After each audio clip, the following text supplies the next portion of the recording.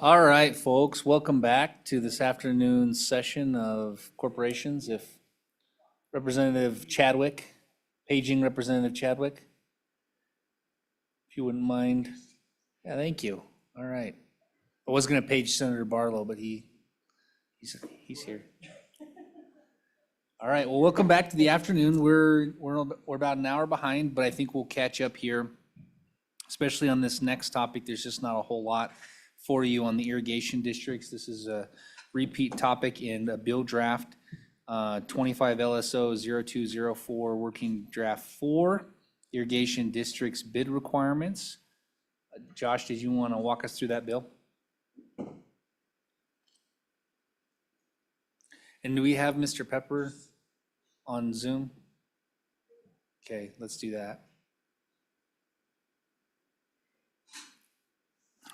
Thank you, Mr. Chairman. Josh Anderson, LSO. 25 LSO 204, working draft 0.4.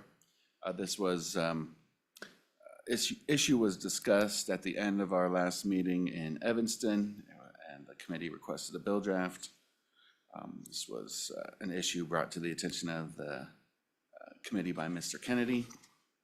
And what the request from the committee was to update the bidding requirements for irrigation districts to increase the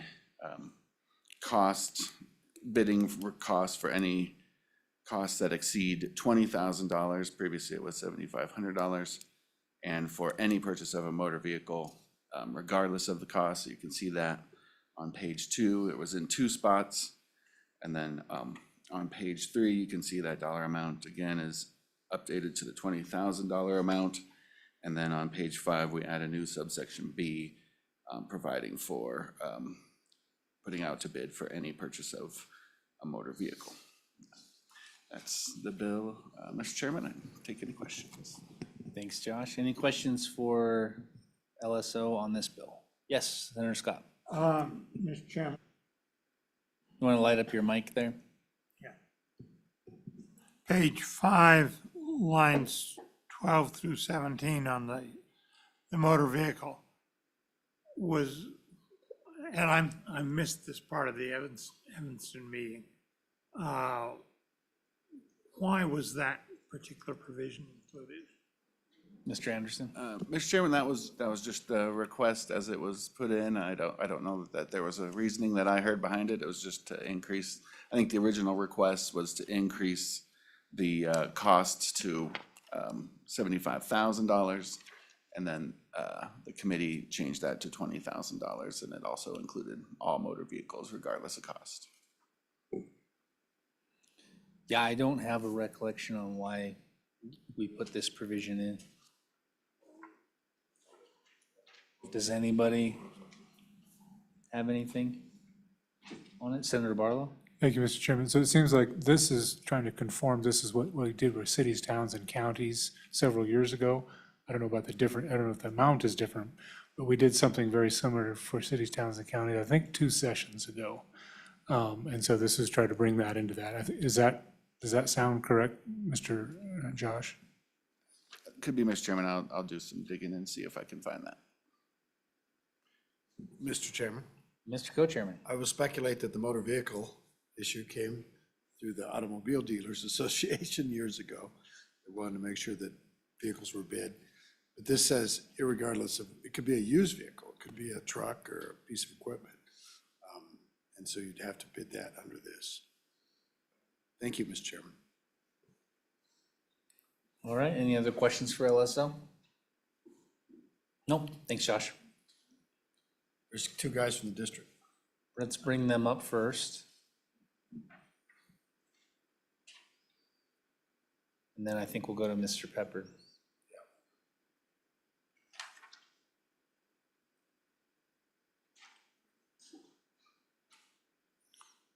Welcome. Welcome, Mr. Chairman. Keith Kennedy with Wyoming Association Irrigation Districts, and with me is Steve Lynn, one of our board members and also the manager of Midvale Irrigation District. To begin with, I would assume that the motor vehicle language was brought over from the municipal statute. I would add, I think it's somewhat superfluous with a $20,000 limit. We would much prefer if the limit were at $75,000. I would call the committee's attention the last time that 417412 was changed was in 1995 when it was increased to $7,500. And at that time, the municipal statute was changed to $7,500 at the same time. The other portion where it's changed in 813 was last changed in 1957. And I think that's simply been an oversight through the years that we've just simply never caught that. But we would ask for something much more in line with where the municipalities are at. Those are much in line with current costs. And you also have a sheet here detailing the budget process. It is much different for irrigation districts than for any other special district because they are obligated to report to the district court in the county where they have the highest acreage.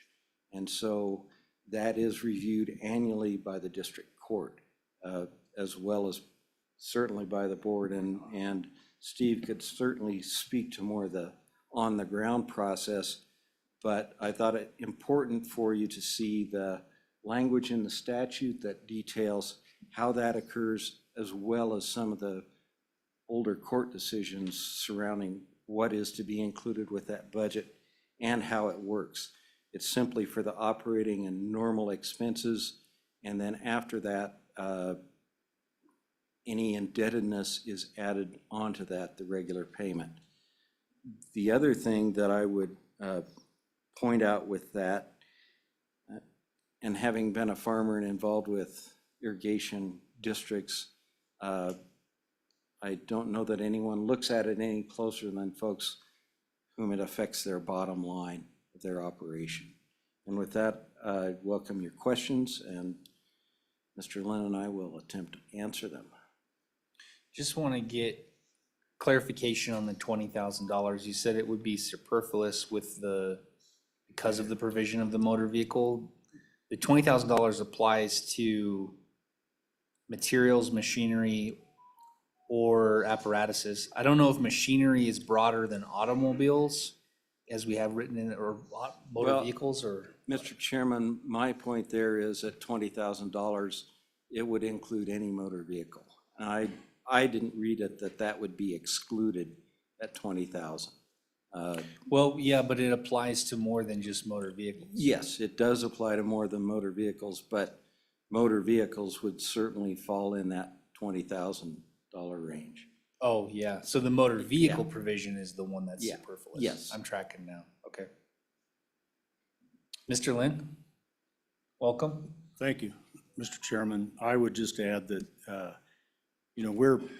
I'm charged at Midvale, and I'm here as a director of one of the directors of the Wyoming Association of Irrigation Districts. But, my charge is to operate and maintain the district to a strict budget.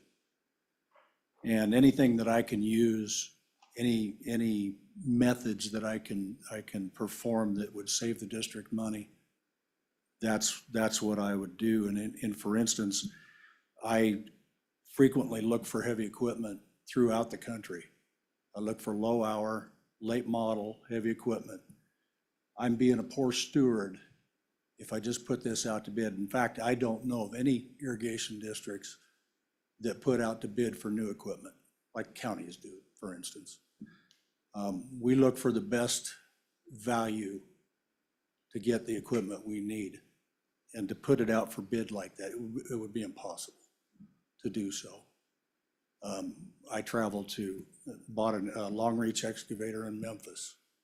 I bought a wide track dozer in Minneapolis, St. Paul.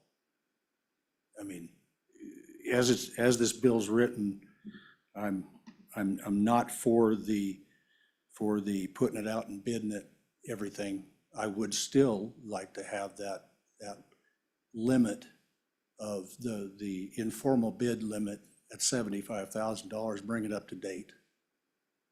But there is so much accountability with the irrigation district, and I can answer any questions to that. You know, we submit our budget to the courts. We have an accounting firm do an audit annually. They go through boxes and boxes of whatever we've got and what we spent money on. So the accountability is there, if that's a concern. Irrigation districts are held to a high standard. And I would stand for any further questions. So, Mr. Lynn, the original statute said that if any of those materials, machinery, or apparatus was over $1,000, that it had to go through the bid process. So this bill changes it to $20,000, which I think the intent is to do what you're pointing out in terms of a process where you don't have to bid everything out. You said you would rather see that at 75,000, is that what you said? Yes, sir. Okay. Yes, Mr. Chairman. Mr. Harrelson, Representative Harrelson, sorry. Thank you, Mr. Chairman. Thank you guys for coming out today and having this conversation. So, a couple questions. First one, when were these original prices set? Do we have an idea of when that was, that 7,500 and that 1,000? Mr. Chairman, the first instance in this bill was last changed in 1995. And at that same time, the municipal statute was raised and at the same amount, $7,500. Since that time, the municipal requirement has been changed at least 3 times. The most recent instance, I believe, was in either 21 or 23. I know it was in a general session. The other instance, the $1,000 here in 813, was last changed in 1957. Follow up? Yeah, go ahead, Representative. Thank you, Harrelson. Mr. Chairman. So, one of the issues that we're living in kind of a weird world right now where, first of all, if you can get the piece of equipment, that's the first hurdle, because it's going to take you months to get something that you order because everything's backed up. The second is, if you find it, time is of the essence before it's gone. And so I feel your pain as you're talking about this. Hey, I found a wide track dozer in Minneapolis. Okay, that's awesome. Well, we got to jump through all these hoops. Well, never mind, that dozer's gone. Now I'm back on the looking side again. So, am I hearing you right when you're saying if we could just get rid of, basically open it up to 75,000, give us kind of a little bit of leeway where we could actually maybe grab a hold of some of these good use situations instead of having to go through kind of that new path when we just don't have the cash for it? Am I hearing that right? Mr. Lynn?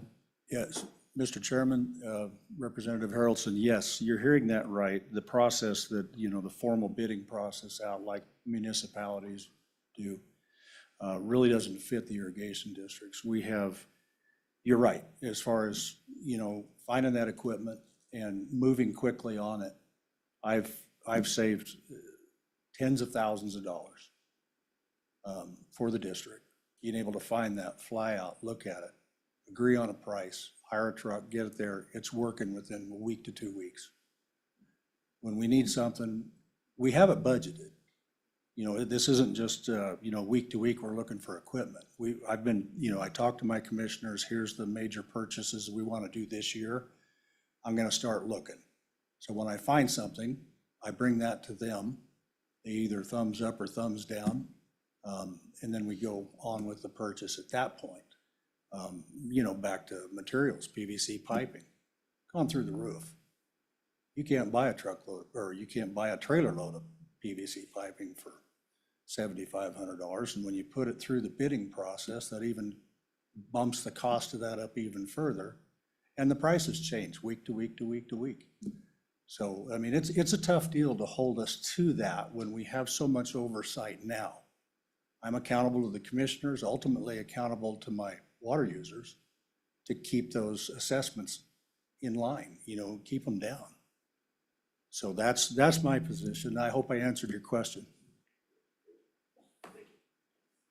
Senator Scott? Two questions, Mr. Chairman. First one, what is the current municipal limit? Second one, the provision for motor vehicle on page 5, is that limited to cars and trucks, or does that include things like backhoes and dozers that have motors in them and can be self-propelled? How's that motor vehicle defined? Mr. Chairman, Senator Scott, the first question, that limit is $75,000 currently. That was changed, I believe it was either changed in 21 or 23. And actually, I believe Senator Boner might have been the prime sponsor on that bill, if my recollection serves me. And my understanding is that motor vehicles only includes titled vehicles. And I would have to dig back further in the automobile statute, but I believe that's correct. Representative Chadwick. Thank you, Mr. Chairman. It was Senator Boner and I that brought that bill, and it did pass in '23. And the other thing that we were able to get accomplished in that bill was where it had to advertise. And I would call upon LSO to find that language that we used in that bill. And we even had the press or the media on board with the language that we used. And we may want to look at that as an amendment.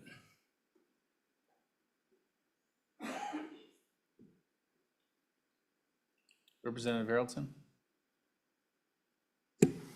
Thank you, Mr. Chairman. I guess I'm kind of stuck at the point, though, where it eliminates the ability to grasp a good deal if it has to go out to bid. And because, I mean, so I'm working with my local fire department as they're trying to get apparatuses, and we're years out. The ambulance service, trying to get a truck, we're years out. If a good deal shows up, you kind of have to make reality out of it, or it's not going to. I'm just wondering if this idea might have outlived its usefulness in this post-COVID 2024 world. I'm just throwing a bone out there we can chew on. Mr. Chairman? Yes. I also think that over the past, even prior to COVID, but it certainly accelerated it, that construction equipment, farm equipment, it's readily available all over North America, and there are weekly auctions, and if the board has approved and the court has approved a budgeted item for a particular piece of equipment, getting the best deal on that may involve minute to minute. And whether it's the executive committee of your board or your entire board, you may very well save the district $20,000, $30,000 just because you're able to be more flexible.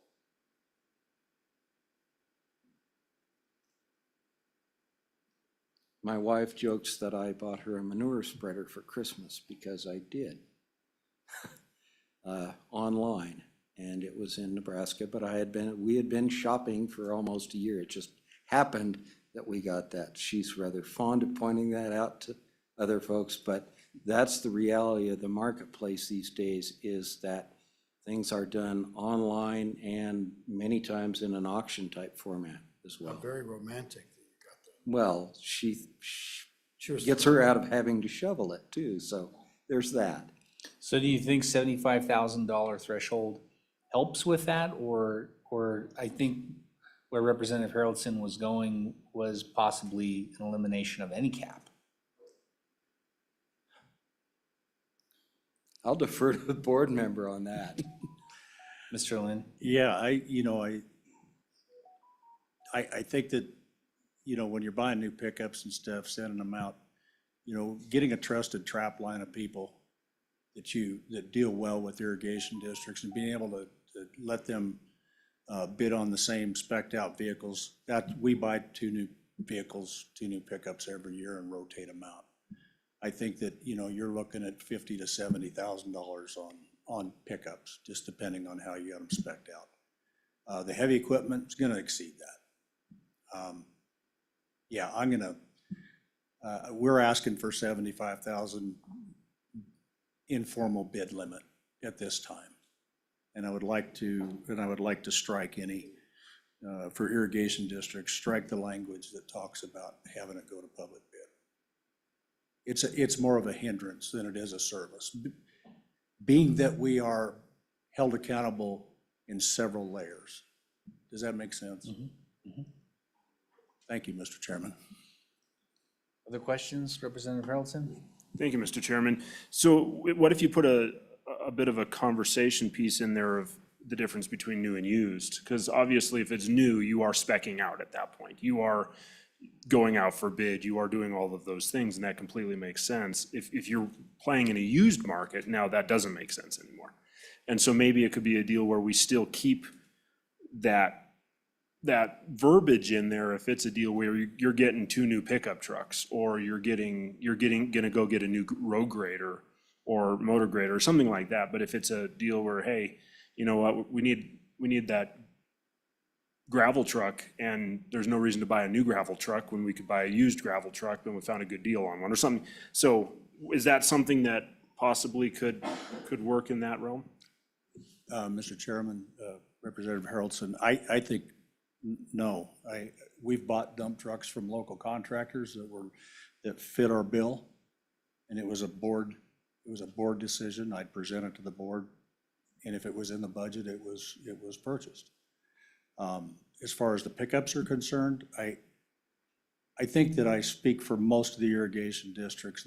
We would like to have the ability to choose the dealerships that we go out to bid with, and just do that informally in-house, instead of spending $1,500 to $2,000 to advertise, to spec them out, to publish them, to wait on them.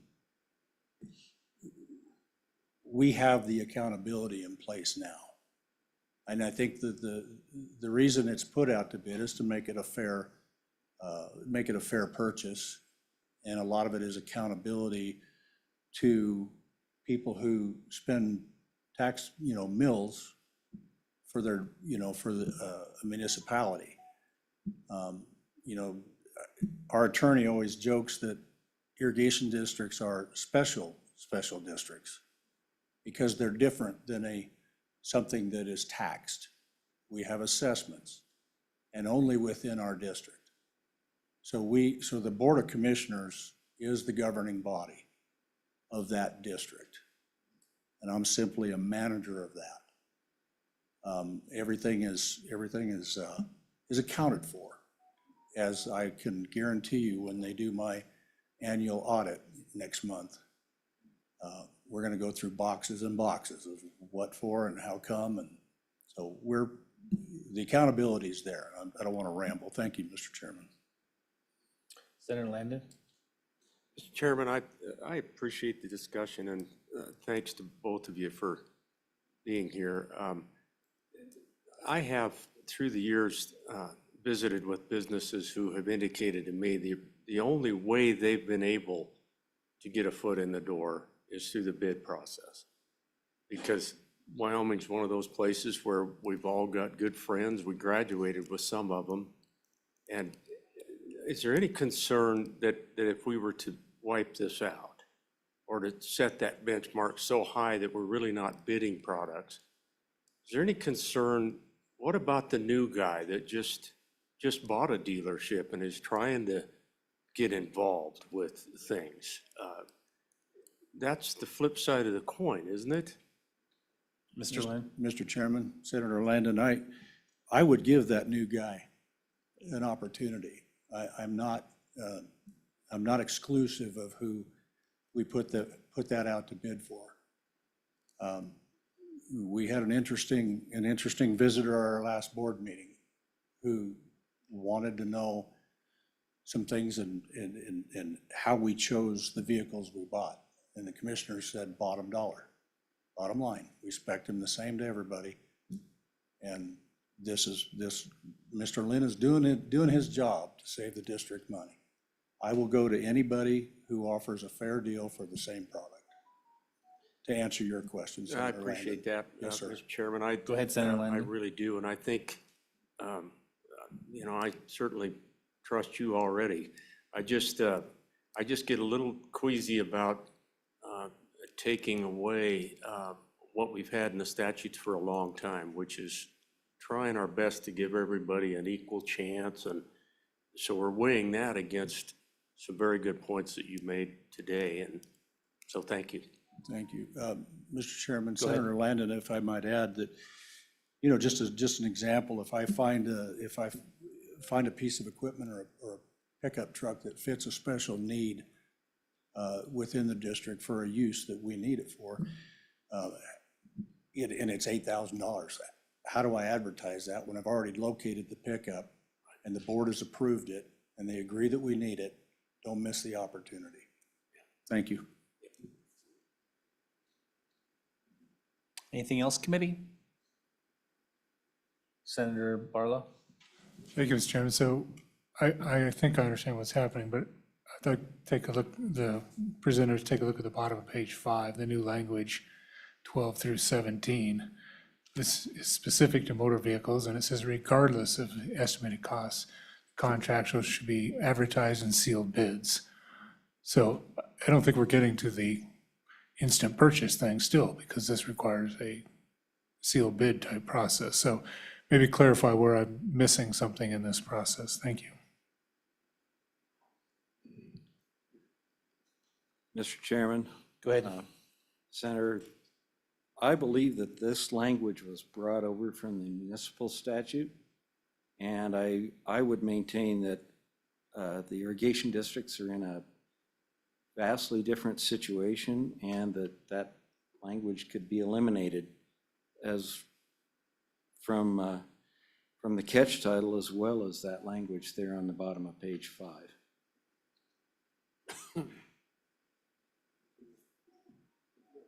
So someone in the public, I can hear your phone from here when you're getting notifications. Is it you? Can you silence that? Tried to shut it off. I'm sitting. Can you throw it out the door, please? Throw it out the door? I can do that. Sorry, Mr. Chairman.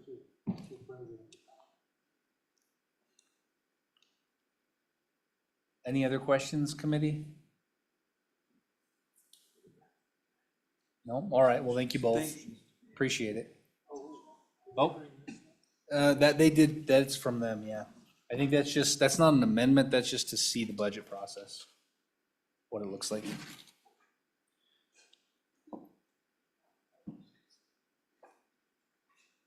We go to Mr. Pepper.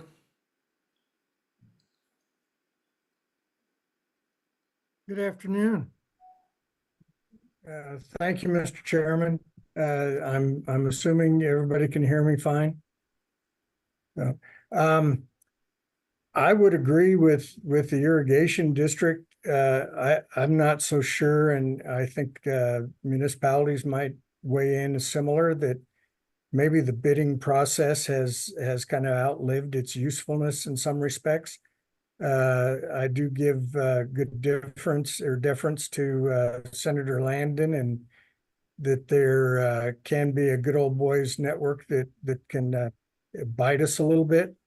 But things are moving too fast, and the reason I wanted to speak today was to see if we could do a friendly amendment to include water and sewer districts and improvement and service districts that own and operate water and sewer systems in the same scenario as municipalities, and move the current 30,000 limit up to 75,000. A lot of us thought that we had it in Senator Bonner's bill and a year ago, and Representative Chadwick, that we might have been able to get that. We thought it was going to be municipalities and governmental units and include special districts. But I think I appreciated Representative Harrelson's comments that it does move too fast. I think While irrigation districts are adjudicated through the courts, the special districts are also governed by elected boards. They're governed, they must send in their budgets. Major items are budgeted. They go through the county commissioners. County commissioners can question the need for assessment or mill levy. It goes to the state from there. We do have to abide by those budgetary constraints. But I will say that the 30,000 is woefully inadequate for water and sewer. And I would also say that having been involved with 200 plus special districts in the water and sewer industry, anytime that they're looking at a major purchase, it's their neighbor's money that they're spending because it's all local. So they will definitely go out and look for the best deal they can find. And the bid process does add quite a bit to that whole process. I'd be more inclined to entertain eliminating the bid limits to adhere to budgetary constraints. And with that, I'd stand for questions. Go from there. Thank you, Mr. Pepper. Any questions? Senator Landon? Well, Mr. Chairman, I appreciate Mr. Pepper's recommendations, and I think they're spot on. My question might be to you, Mr. Chairman, as to whether there is a flavor today for the committee to change the title of the bill to just special districts bid requirements and fold underneath, what was just suggested to us. If not, I suppose somebody could take up that bill as an individual bill for the session, but I would just bring that up for consideration. Mr. Chairman, Co-Chairman Case? it's just that we notice this as irrigation district's bid requirement. It's what we've been talking about. Seems like quite a bit of broadening to me. That's a good point. We can, if we want to talk about it some more, we can talk about it some more when we, the next meeting, yeah. Mr. Chairman? We get to the bill. Yes, go ahead, Mr. Pepper. Well, I was going to just suggest, I didn't notice if there were any additional meetings that you all might be having that. We're not having I'd be an more additional than- meeting. We're just I'm joking. sorry. We're just Well, joking. There's no additional meeting. I'd be more than happy to work with LSO to draft legislation for the next meeting to address the other special districts and eliminate Mr. Senator Case's concern, which is a valid concern as far as notice of testimony and so forth. Well, our next meeting will be session. So, I don't know. I agree that it might be too much to broaden the bill that much at the last meeting, I guess. But I agree with you, Mr. Pepper, that it does make sense to bring in those other districts. Senator Landon? Mr. Chairman, I would offer to work with Mr. Pepper and anyone else on the committee that might have an interest in going along with adjusting those amounts for the irrigation or the water and sewer districts as well, can certainly sign on with me if they'd like, but I go way back to intramural basketball days with Mr. Pepper, so maybe we can just work on that. All right, you got a commitment from Senator Landon there. So I think we'll get some movement out of that. Representative Ottman. Thank you, Mr. Chairman. Just to clarify this in my own mind, as far as vehicles go, I'm able to see with all the different little jurisdictions and municipalities in my district that sometimes when there is excess equipment at different things, somebody upgraded and got, that there is a availability of equipment for a better price. So I understand that. But when we're talking about, and vehicles, I understand, new vehicles, because you're not going to touch one that they would probably use for under 60 or 70 or 80,000. But over here where it says in A about construction of irrigation works and things, to include that any work to be done would be, could be done if it was under 75,000. I need a little clarification on that. Yeah, so I think so far, we've only honed in on machinery and motor vehicles as possibly being exempted from the dollar amount requirement. The rest of that list, construction, building, alterations, extensions, improvements to irrigation works, would still fall within I haven't heard any testimony that we should change that yet. Where are you at? First page? Mr. Chairman, page 3.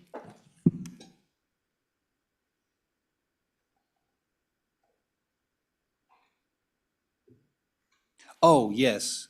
Yeah, but we've been talking about just generally moving that to 75,000. Maybe I don't understand your question. And maybe I jumped the gun. Excuse me, Mr. Chairman, maybe I jumped the gun. We were talking about motor vehicles and equipment. And as far as like snowplows go, or loaders, or buses, or old fire trucks, or whatever it might be, I can understand that being able to be in the moment is very important. And there's no sense for that equipment to be sitting idle just because somebody couldn't get a bid on it. But when I'm looking over here, and so that 75,000 or whatever the committee decides is fine. But when we go over to page 3, and maybe I'm jumping the gun, when it talks about any work to be done also being changed to that amount, I'm not sure that it needs to be that high. So, Oh, you're saying that maybe the 20,000 threshold is appropriate for alterations, building, et cetera. Mr. Chairman, before a bid would be required, before bids would be required. I see, okay. Mr. Pepper, do you have any comment on that? Yeah, thank you, Mr. Chairman. Yeah, I'm sure within the irrigation districts as well as water and sewer, if there's a line break, in the case of the irrigation districts, if they had a little bit of a washout, having to go to bid, washout could be 25, 30,000. Having to go to bid and wait for the bids, have to advertise the dates and so forth. Water's going everywhere. Same thing with water and sewer. There's a lot of repairs and replacements that take place under 75,000. If we had to currently at 30,000, we're sitting there waiting, going through the bid process, the 45-day advertising, so on and so on. And the prices are just going up. So I think, again, going back to Representative Harrelson, might be better to eliminate bid requirements in general. Because everybody does go through budgeting. Everybody does answer to their constituencies. For those water and sewer districts that do charge mills, they have to go through the mill levy process with the county commissioners, and assessments same way. But I think if that's a heartburn for everybody, I think the higher limits, I think adjusted to today's operating environment is probably needed. And I appreciate Representative Ottman's input, but I think, you know, we can't be waiting around to fix a line break to go to bid and whatnot. We're going to hope that the district has the funds in place in their reserves to be able to do some of those. Larger construction projects are going to be required to go through loan grant applications, either at the federal or state level. So we're probably not going to have a whole lot of problem with the budgetary constraints of the 75,000 or whatnot, because you're going to be going through the state land investment or water development or SRF process to get those funds in place for major construction. But I think for betterments or repairs and replacement, 30,000 at the water and sewer district level, 20,000 at the irrigation level, just doesn't quite cut it anymore in allowing for efficient government and fiduciary responsibility to get the best price.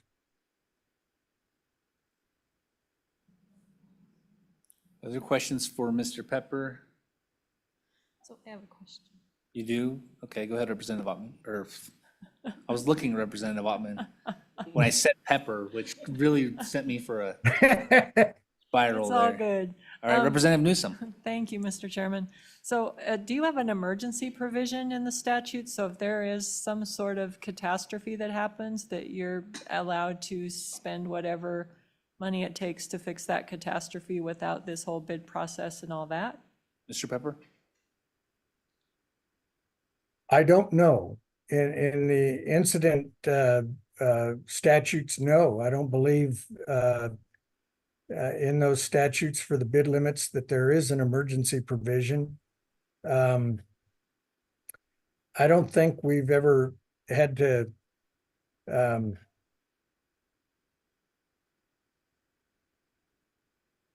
I will tell you, I know that we've probably had many districts that have made the repairs and probably asked for forgiveness afterwards. So I don't believe there's an emergency provision.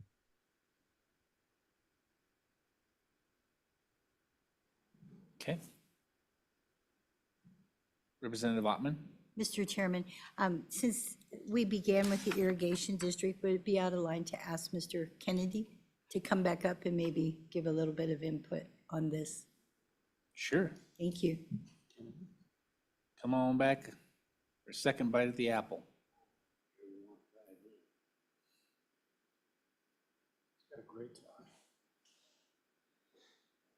Inherited this from my father. Thank you, Mr. Chairman. To answer the representative's question,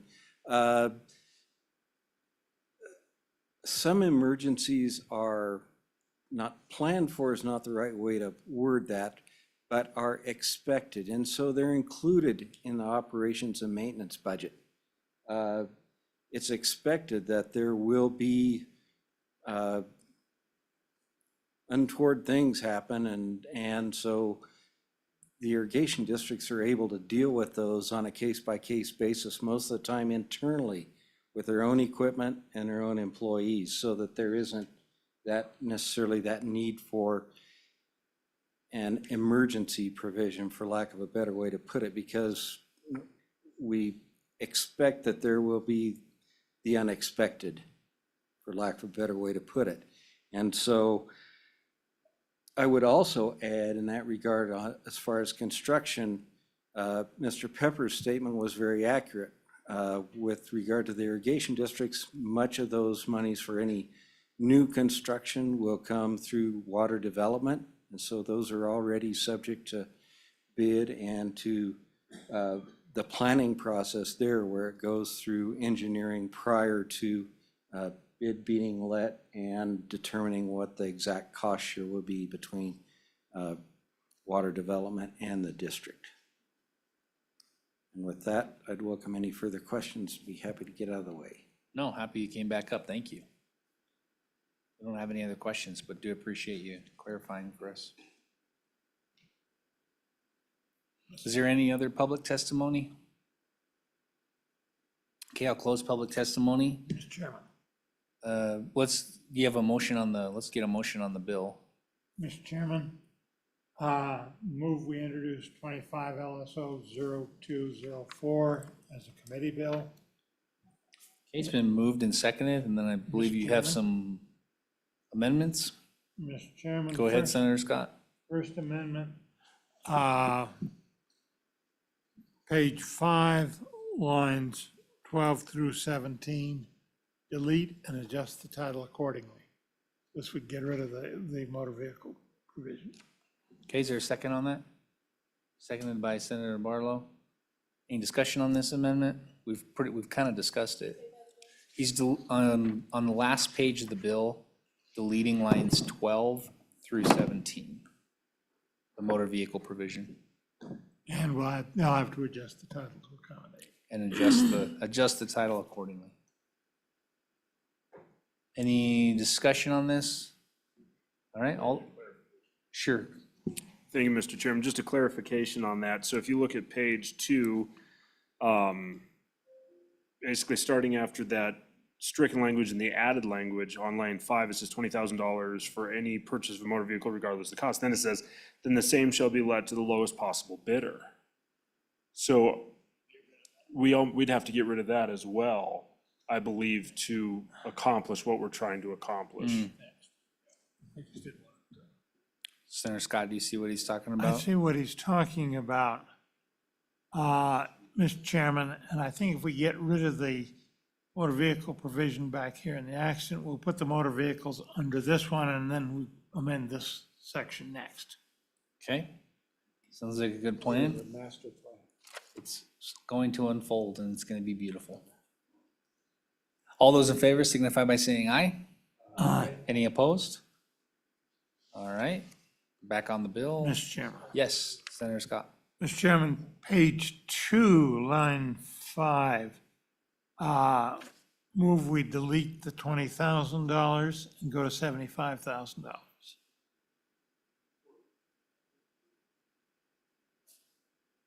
Okay, is there a second? Second by Representative Haroldson? Mr. Chairman, Yes.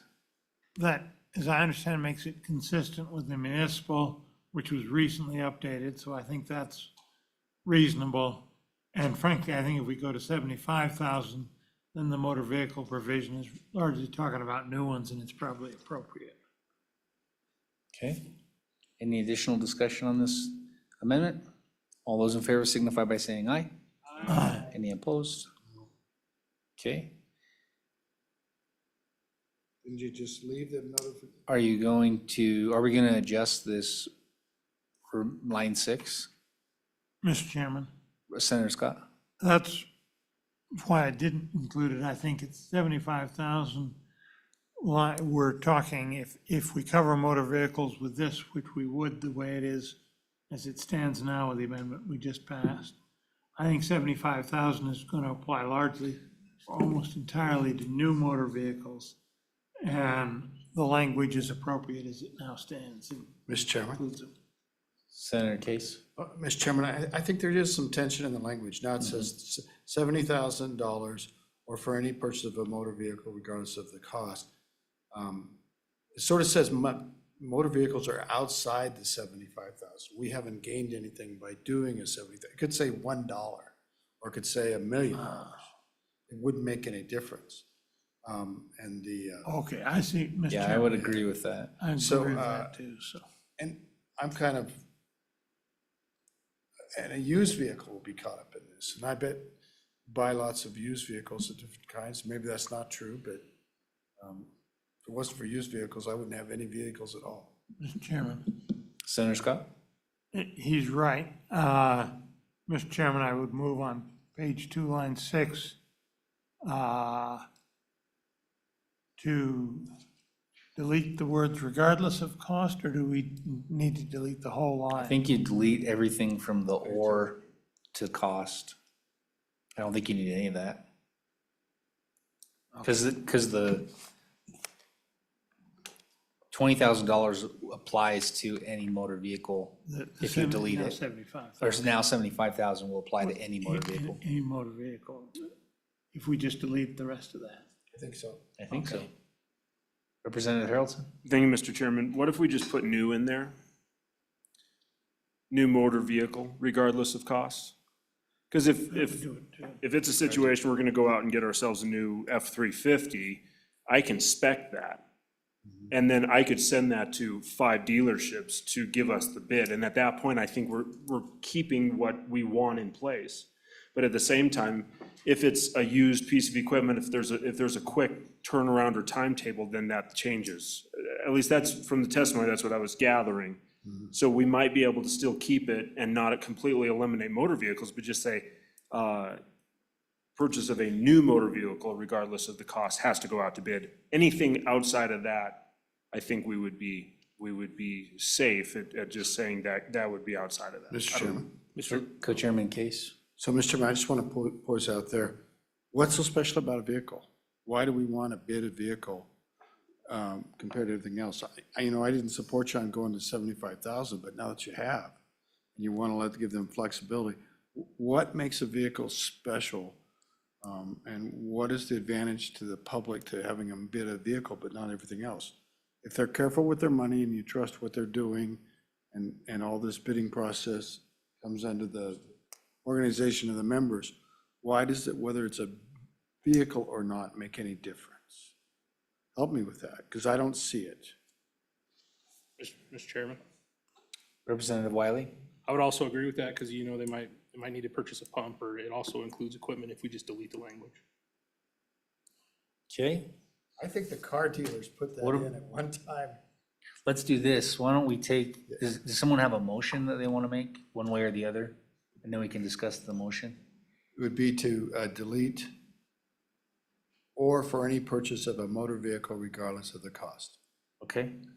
And is there a second on that? Second. Seconded by Representative Chadwick.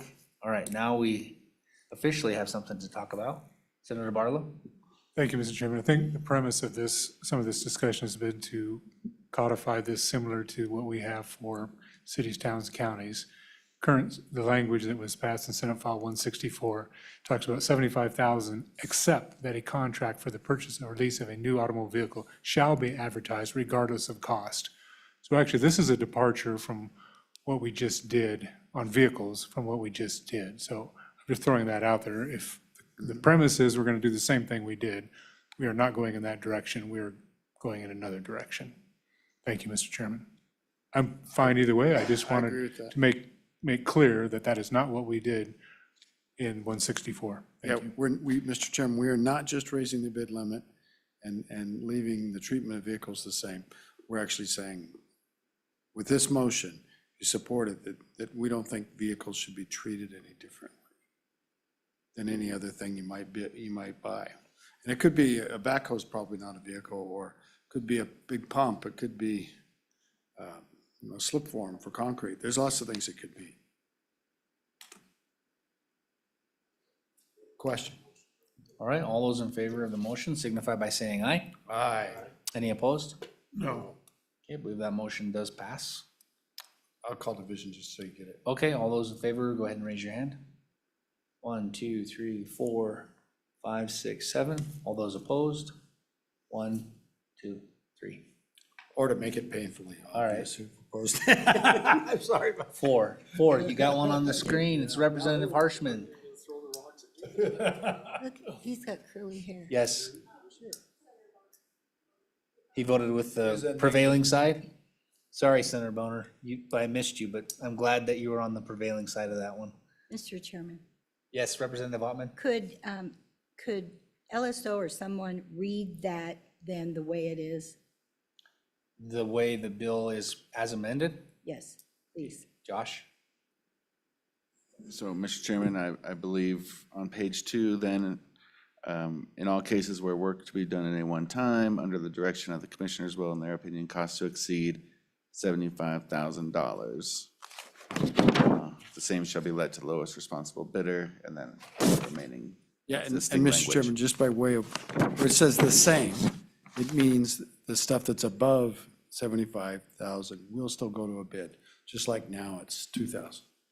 And just to be clear, did we only change the $20,000 on page 2? We didn't change it on page 3? Right. That's correct. Okay, all right.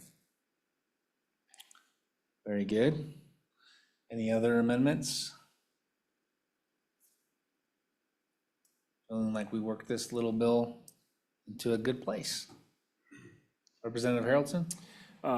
Thank you, Mr. Chairman. On page 2, line 7, after bidder, insert wording, except for in emergency situations.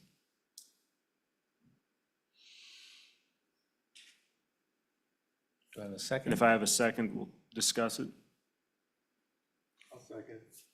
Okay, it's been seconded. Go Thank you ahead, very much. Representative Harrelson. I just think that, I mean, of course, this one's kind of near and dear to me because I live in an irrigation district. I pay an irrigation tax. I get water every year that I try to keep out of my basement.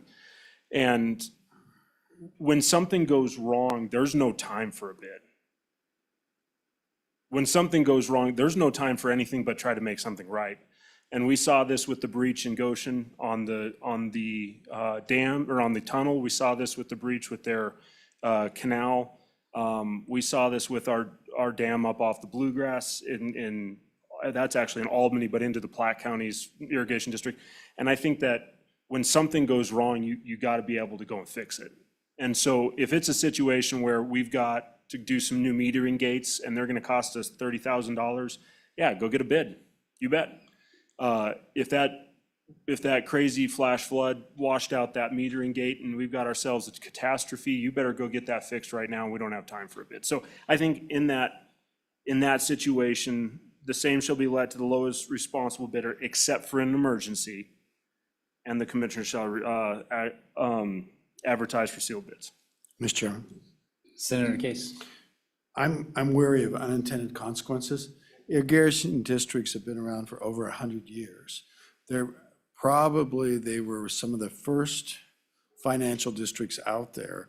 They report to the courts probably because the courts were, we had circuit courts, and in those days we even had the clerk of court actually held kind of proceedings in rural Wyoming.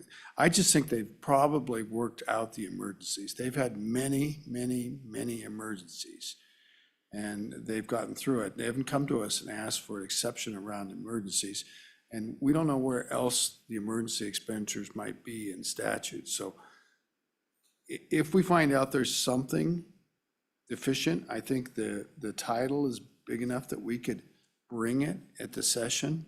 But I'm just saying, these things have got a track record like it's incredible. And if we go messing with it in one area, we may mess them up until we really check this out. Doesn't preclude us from bringing a similar amendment at the session. Or Senator Barlow. Thank you, Mr. Chairman. So I would further say that the way this potential language is placed, it actually only gives the relief to take the lowest responsible bidder. Yeah. It does not actually relieve the issue of advertising, publishing, et cetera, et cetera. It just says you can go to the middle bidder or the middle bid or the high bid or et cetera. So I don't know that it changes anything in the process except who can receive the bid, the way I understood the placement of the except in an emergency. Thank you, Mr. Chairman. Mr. Chairman, the second is willing to withdraw the second. Mr. Chairman, I'll withdraw that, and I think we can continue with this conversation as it moves forward. And if they feel like we need to do something different, they can get us language and how they want it to look. Okay, that motion is withdrawn. Question on the bill. Do a roll call on the bill. Mr. Chairman, this is roll call for 25 LSO 0204 irrigation districts bid requirements as amended. Senator Barlow? Aye. Senator Boner? Aye. Senator Landon? Senator Scott? Representative Chadwick? Representative Harrelson? Aye. Representative Harshman? Aye. Representative Knapp? Aye. Representative Newsom? Aye. Representative Ottman? Aye. Representative Wiley? Aye. Representative Yin? Aye. Co-Chairman Case? Aye. Chairman Olson? Aye. 14 aye.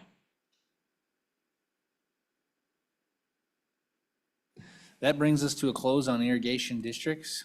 I thought we were going to make up time there, but You really did great. maybe we'll make up time here under business. We do have 1, 2, 3, 4, 5 bill drafts to work through. think what I'll do, this is the first time that you've seen any of these bills, so I'll have, no?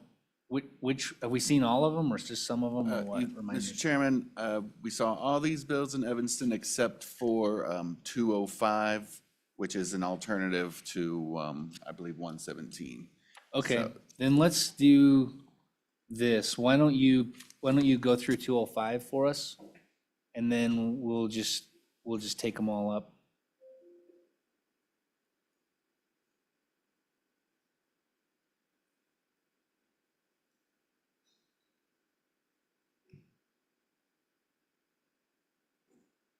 Okay, so Mr. Chairman, yeah, so 25 LSO 205, working draft 0.4.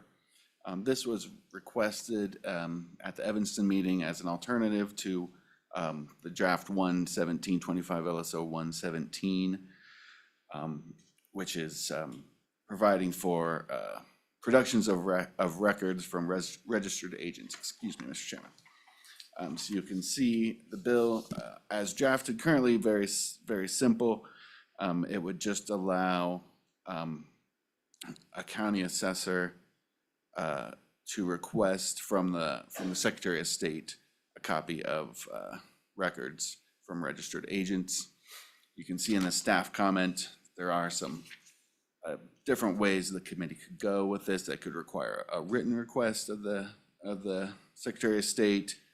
And then it could also have additional requirements such as for a valid governmental purpose or for use in fulfilling obligations of their office. And then you can see some additional language there requiring confidentiality that's mirrored off of some of the revenue statutes. The citation there in the staff comment is incorrect. It's 3913 102Q. Requiring that any person receiving that information keep it confidential. So that's the bill, Mr. Chairman. It's just a slightly different approach to what was done in 117, which allowed the county assessor or county treasurer to request that information directly from the registered agent. This would have the request go through the Secretary of State's office. Okay, I was just gonna ask you to highlight the differences between the two. Is that the only, That's the chief main difference. I mean, difference? they're structured differently, but that's essentially the difference is that the request would go through the Secretary of State's office instead of directly from the registered agent. okay. Any questions for Mr. Anderson? All right, thank you. So committee, what we're gonna do then is we'll take up, right now, we're gonna take up 25 LSO 205 and 117, so on your agenda, the one right above it. We'll discuss them both together since they are yeah, they're just different versions, and if we decide to advance something, we can't advance both, obviously, so. Mr. Secretary? I know I'm going a little out of order, but if I know you're gonna wanna comment on all the bills, but if you just stick to the registered agent production of Okay. records bills, then we'll. So you want to start with the 205, 117 bundling? Correct, yeah. All right, sounds good. Well, thank you, Mr. Chairman. Good afternoon. I'm Chuck Gray, the Wyoming Secretary of State. Today I'm joined by Colin Crossman, the Director of our Business Division to my right, and Joe Rubino, our Policy Director and Counsel.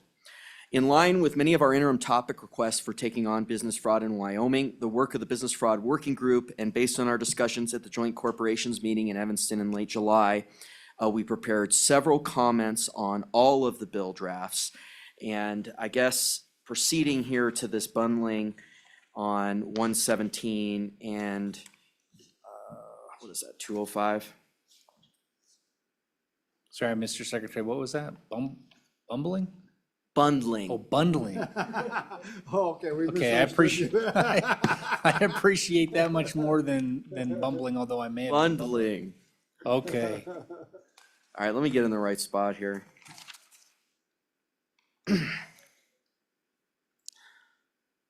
know, the first thing I'll say on 117 and 205 is, and in a way, this comment was supposed to be a crescendo from the previous three. I do want to note, we noted this in Evanston, and it's fine, that this was the one bill draft concept that was brought forward from the working group that did not originate from our office. During the July corporations meeting in Evanston, our office voiced several concerns about how the bill was then currently drafted and about our concern with allowing any government entity, not just law enforcement agencies, to compel such records without a subpoena, which was too broad and raised due process concerns. And I certainly don't want to speak for anyone. I think the committee was in agreement on that. As a little bit of background, existing statute 17-28-108 allows our office to conduct audits of commercial registered agents to ensure they are keeping complete and accurate records. Utilizing this statute, our office has markedly increased the number of complete in-person audits of commercial registered agents in Wyoming, resulting in a number of active investigations and findings to ensure compliance with Wyoming law. The result from the CRA community has been one of heightened awareness and compliance with current and prospective CRAs inquiring about what information they are required by law to keep for their clients, the business entities they represent. And to give a little bit of color on that, the year before I entered office, 2022, there were 0 on-the-spot audits. It was just spot audits that were triggered by some other event. There was no random audits in the year before I entered office. And now, Mr. Chairman, could I turn it over to Mr. Crossman here to get a number on how many we're at? Sure, Mr. Crossman. What are we at currently? All right, Mr. Chairman, right now, since I've started in April of last year, I believe we have done in excess of 20 random audits. We're attempting to hit about 1 or 2 a month. Generally speaking, we stack them up at one time, but we're attempting to do about 1 or 2 a month. Mr. Chairman, if I may proceed, just speaking to the current statutory sort of setup, the statutory scheme, as the law operates today, our office may compel these records and may only release this information pursuant to a court-ordered subpoena or to a bona fide law enforcement agency for use in a criminal investigation. As we discussed in Evanston in July, the original bill draft deviated from this statutory construction and allowed extraordinary power to any government entity to compel these documents. And in our view, it just went too far.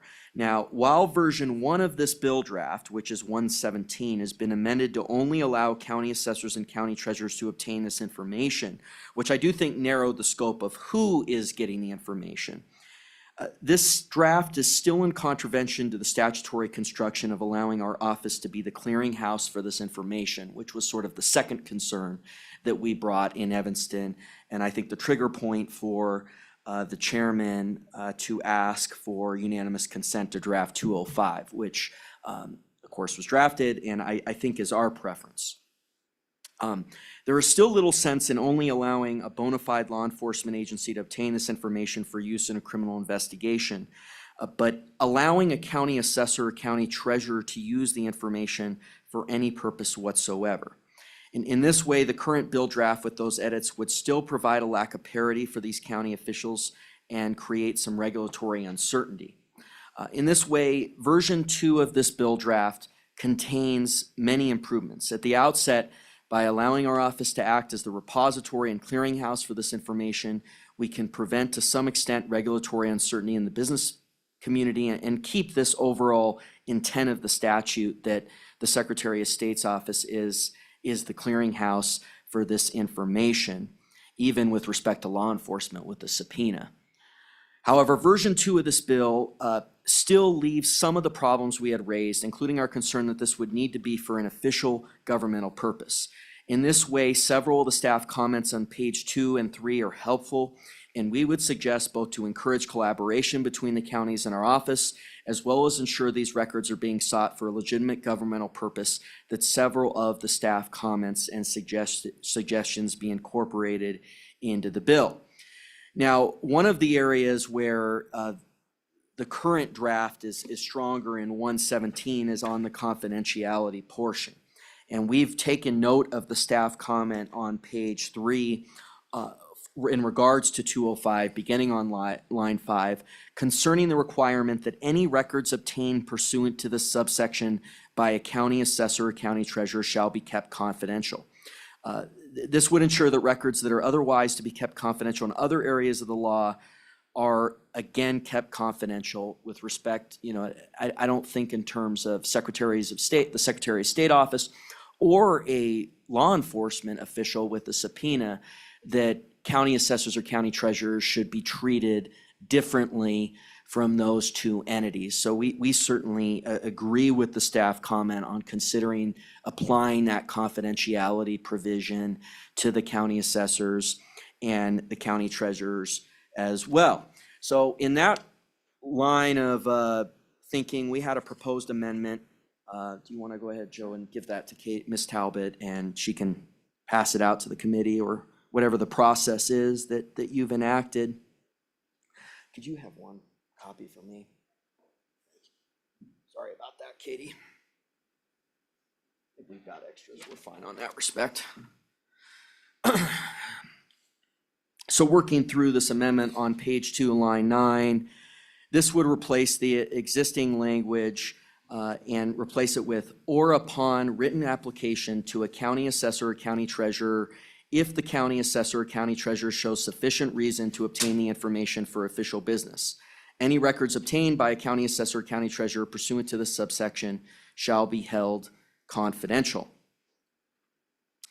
This amendment would place county assessors and county treasurers in line with other law enforcement agencies that in some instances have a subpoena, and I think they should all be treated the same by at least requiring them to obtain the information from our office by providing a legitimate reason to obtain the information for official business. So I think this approach ensures cooperation between our office and counties, and also provides that regulatory certainty for the business community by having one clearinghouse. So I guess to sort of button it all up, we prefer 205 to 117. We do think that the confidentiality sort of disintermediation in the current draft of 205 should be addressed, and that this amendment is the way to do it. So that's our approach on the bundling of 117 and 205. Senator Scott, did you have? Mr. Chairman, I do have questions. Yes. Okay, do you want to light up your mic? Okay, thank you. And where I'm really coming from is that I'm questioning the need for either of the bills. It seems to me, when I think back on the origin of this, we had testimony at a meeting from a county treasurer or county assessor who'd gone out looking for office equipment to assess and found all kinds of things that obviously weren't the kind of place where you'd have an office. When I look at the statutes, there's a requirement for there to be a registered office, which is where you can reach the registered agent for service of process. Now, that doesn't require much in the way of equipment, and the same registered agent could be the registered office for a whole string of corporations. The other mention I saw of office is in the annual report, where it talks about a principal office, but doesn't really define what that means. And that's an entirely different critter. And am I right in thinking that the registered office could also be the principal office, but doesn't need to be? And that many of your corporations that are here that don't really need to do much business in Wyoming. Say you're owning a building and sharing ownership in a building, say in Billings, Montana, yet it's cheaper to incorporate in Wyoming to share that. You can do that here, have a registered office, and that's good enough.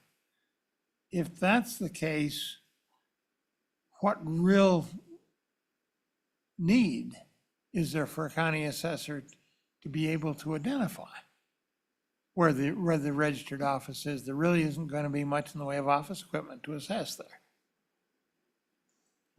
Secretary Gray. Well, Mr. Chairman, I appreciate that question. I'm going to turn it over to Mr. Crossman here in a moment, because I think he I saw him shaking his head and up and down, and I definitely think he wants to weigh into that. I think there's a reason why at the start, we've got 4 different approaches here today, 5 different bills. This is the one approach that has 2 bills, and there's a reason why I said at the start that this is the one that the Business Fraud Working Group came up with that we were not as supportive of. This is the one we're least thrilled with, this approach, I would say. We have many questions on it, including, I think, your approach and what we're getting at here, whether it's really necessary. While we're not saying we're opposed to it, it is, of the 4 approaches, the one we're least thrilled about. So I'll go ahead and. Mr. Crossman? Thank you, Mr. Chairman.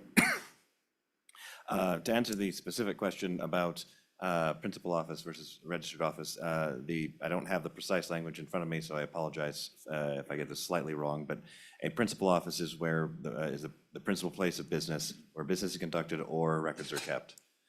Because of that ambiguity, it is a registered office can be a principal office, and in a lot of ways you can see that as being completely reasonable for a lot of businesses that don't have a principal place of business.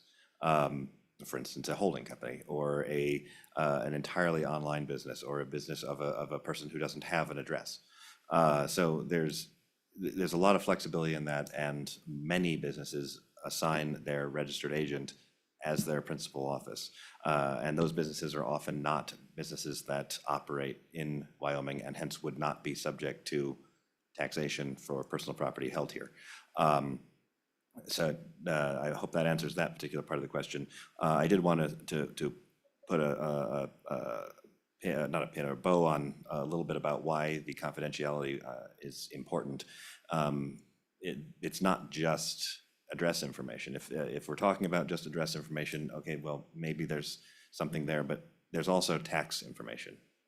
Some of the information that is, the county treasurer could get and the county assessor could get, and probably some of the information that they would actually want in order to determine if taxing is appropriate, are things like the worksheets, which are, they are not public records in our office and would need to be remain confidential because they are actually tax records.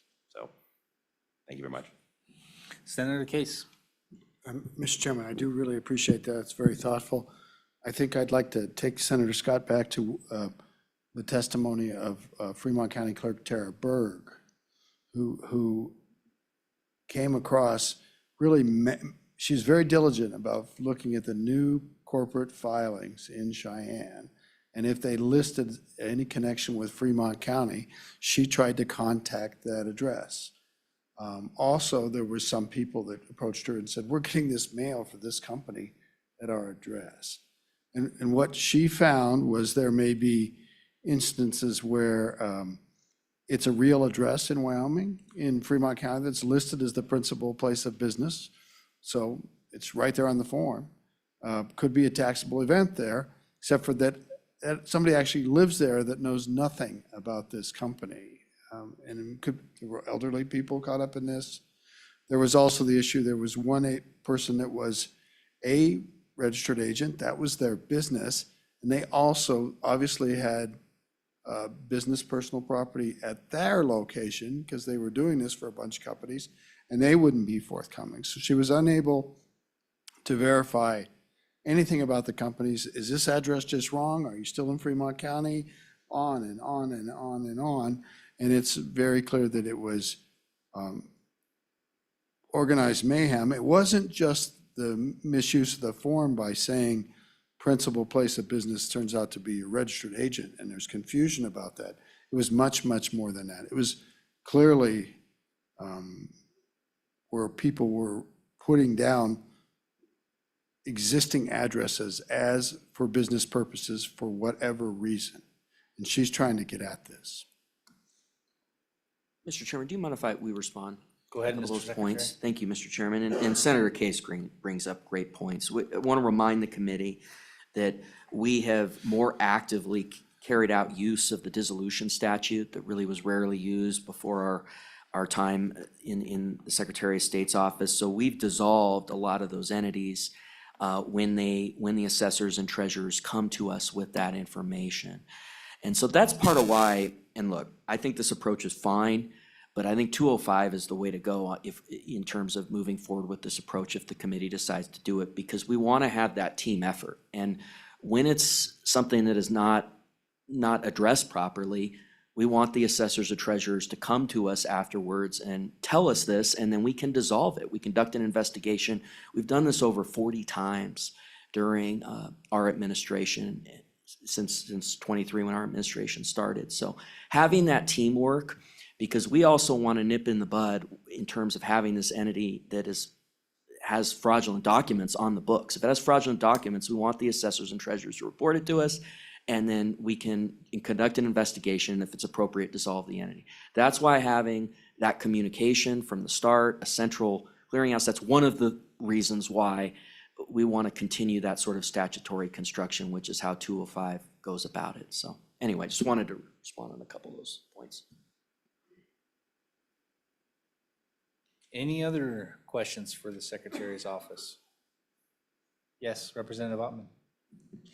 Thank you, Mr. Chairman. Thank you, everyone, for being here. It's always good to see you. Yes, Assessor Berg is doing a tremendous job, and I've had quite a few conversations with her over the last year. In fact, she sent a few constituents to me to go through all this. And the main thing that I'm wondering is, since until there's a complaint, until there's a problem, until something happens, nobody has any reason to question anything. So what my question is to you, and I talked with Assessor Berg about this, I said, well, do you, when you're going down through the personal taxes, do you, when you see something that is suspicious or know it's nefarious, do you contact the Secretary of State's office? And she said, well, I am doing that, but most of the others are not. So is it in the statute that if there is a problem, that it should be reported so that it can be corrected through your office?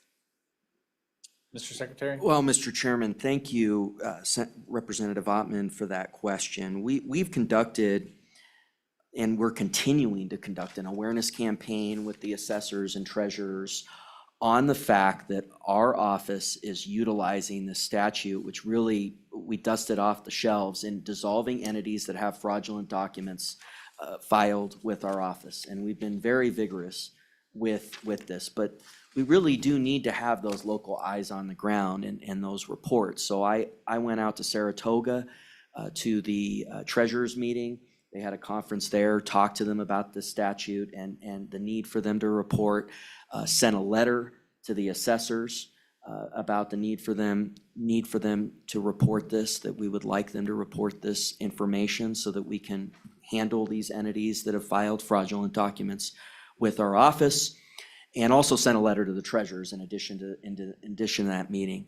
So I think in the spirit of that cooperation, that's another reason why 205 is the better way to go, because if they have to come through the clearinghouse for that, we can get that knowledge by that process and see what's going on and talk to them about it, not in an adversarial way, but in a way that, look, in addition to helping you conduct your investigations for your statutory duties, this will help us in being able to possibly see if there's a fraudulent filing with our office, and ergo dissolve that entity.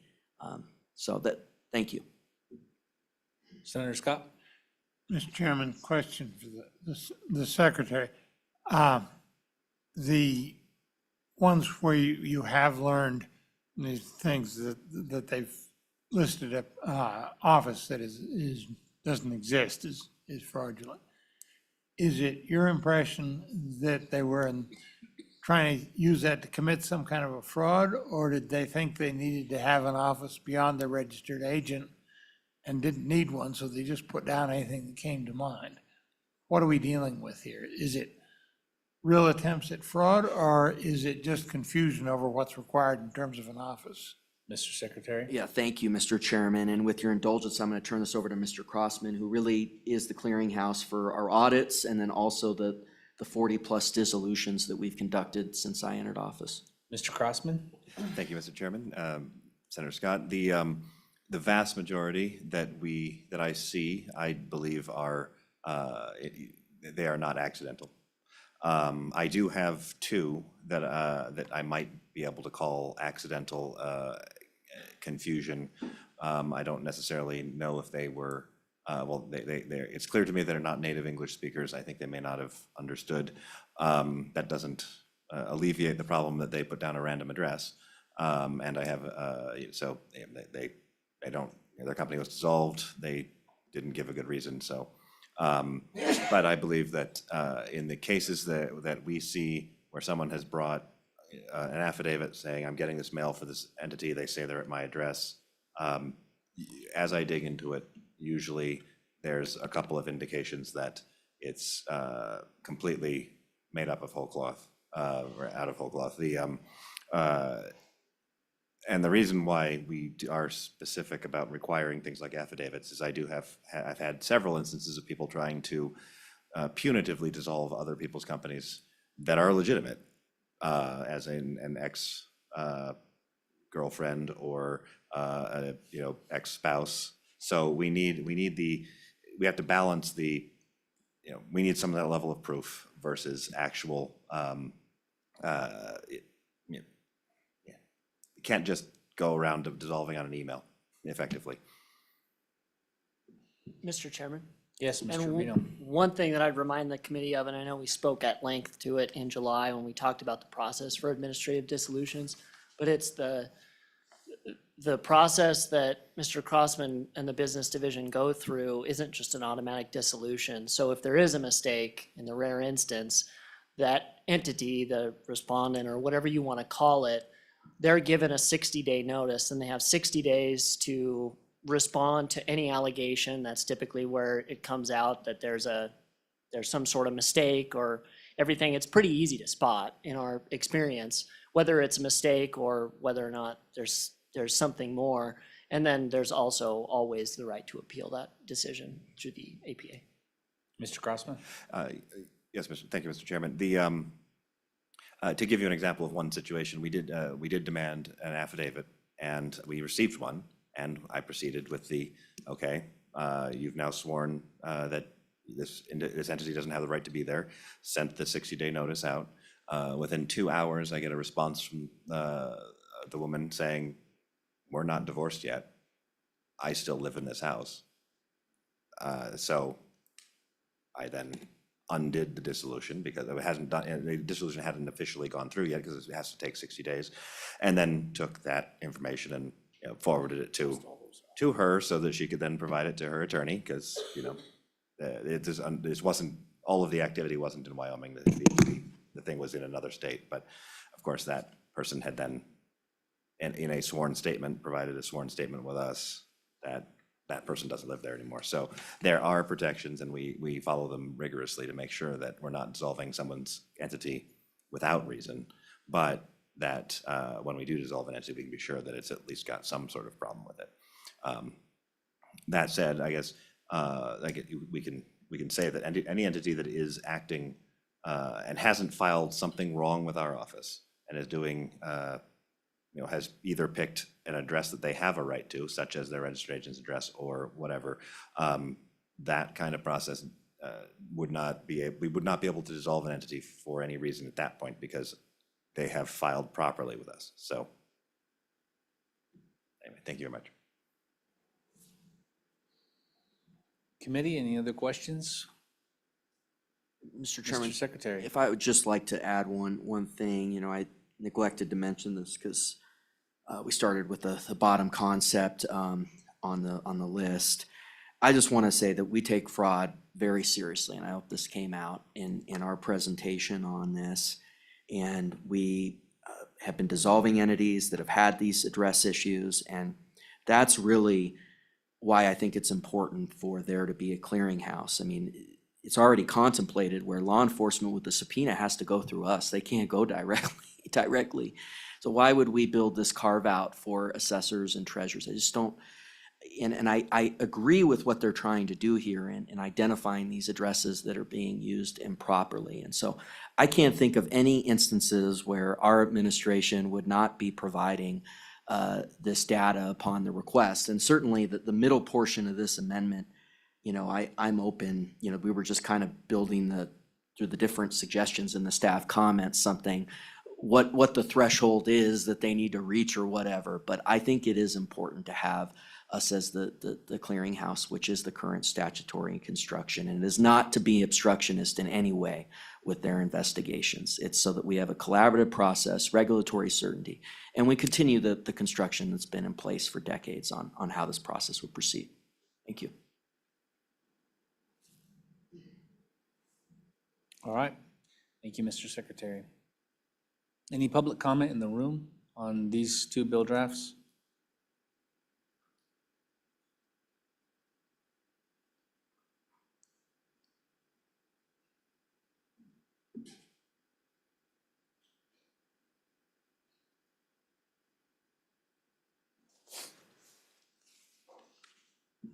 Hello, Mr. Chairman. My name is Alan Thompson. I'm the Executive Director of WASCOP, the Wyoming Association of Sheriffs and Chiefs of Police.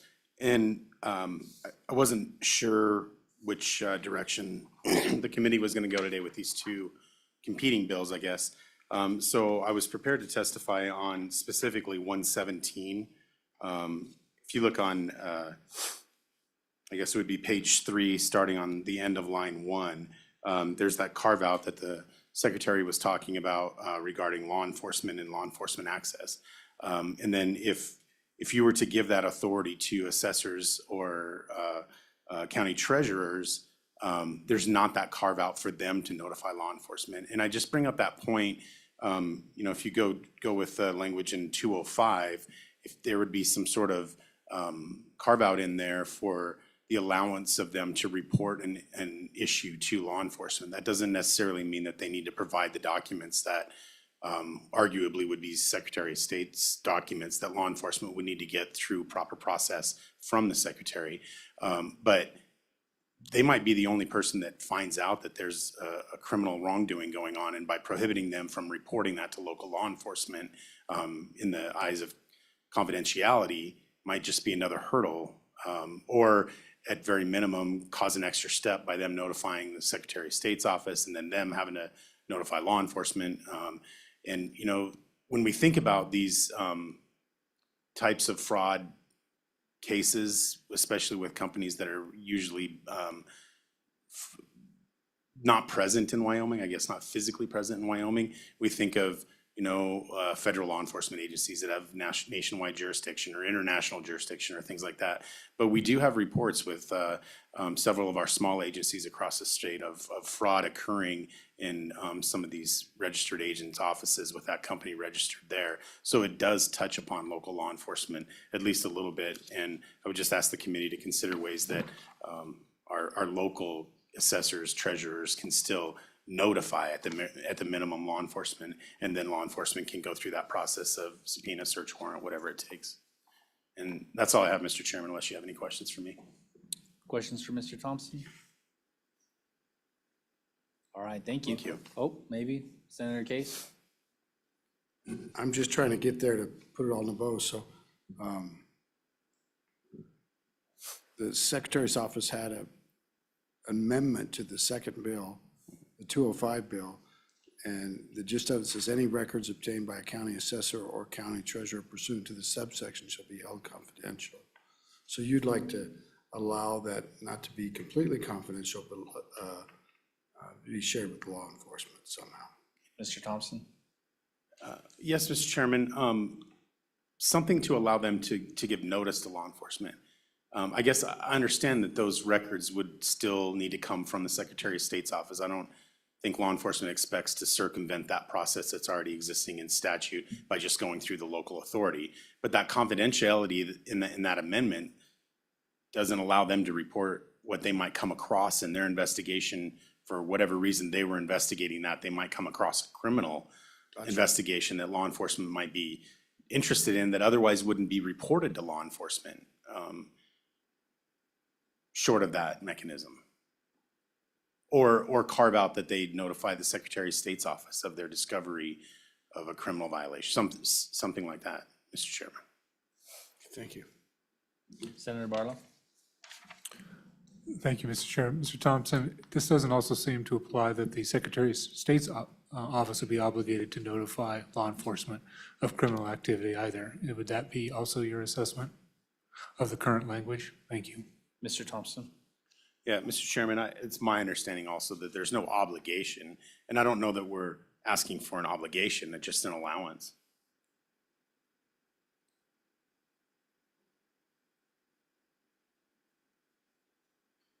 Okay. Any other questions? Isn't there something in the existing statute though about providing it to law enforcement?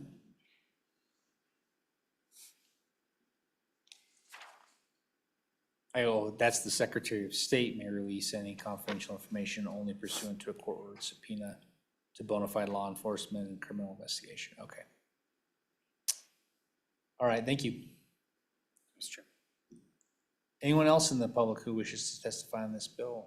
Mr. Meyer, come on up. Can you think of a finesse for that? I'll look at it, yeah. Yeah.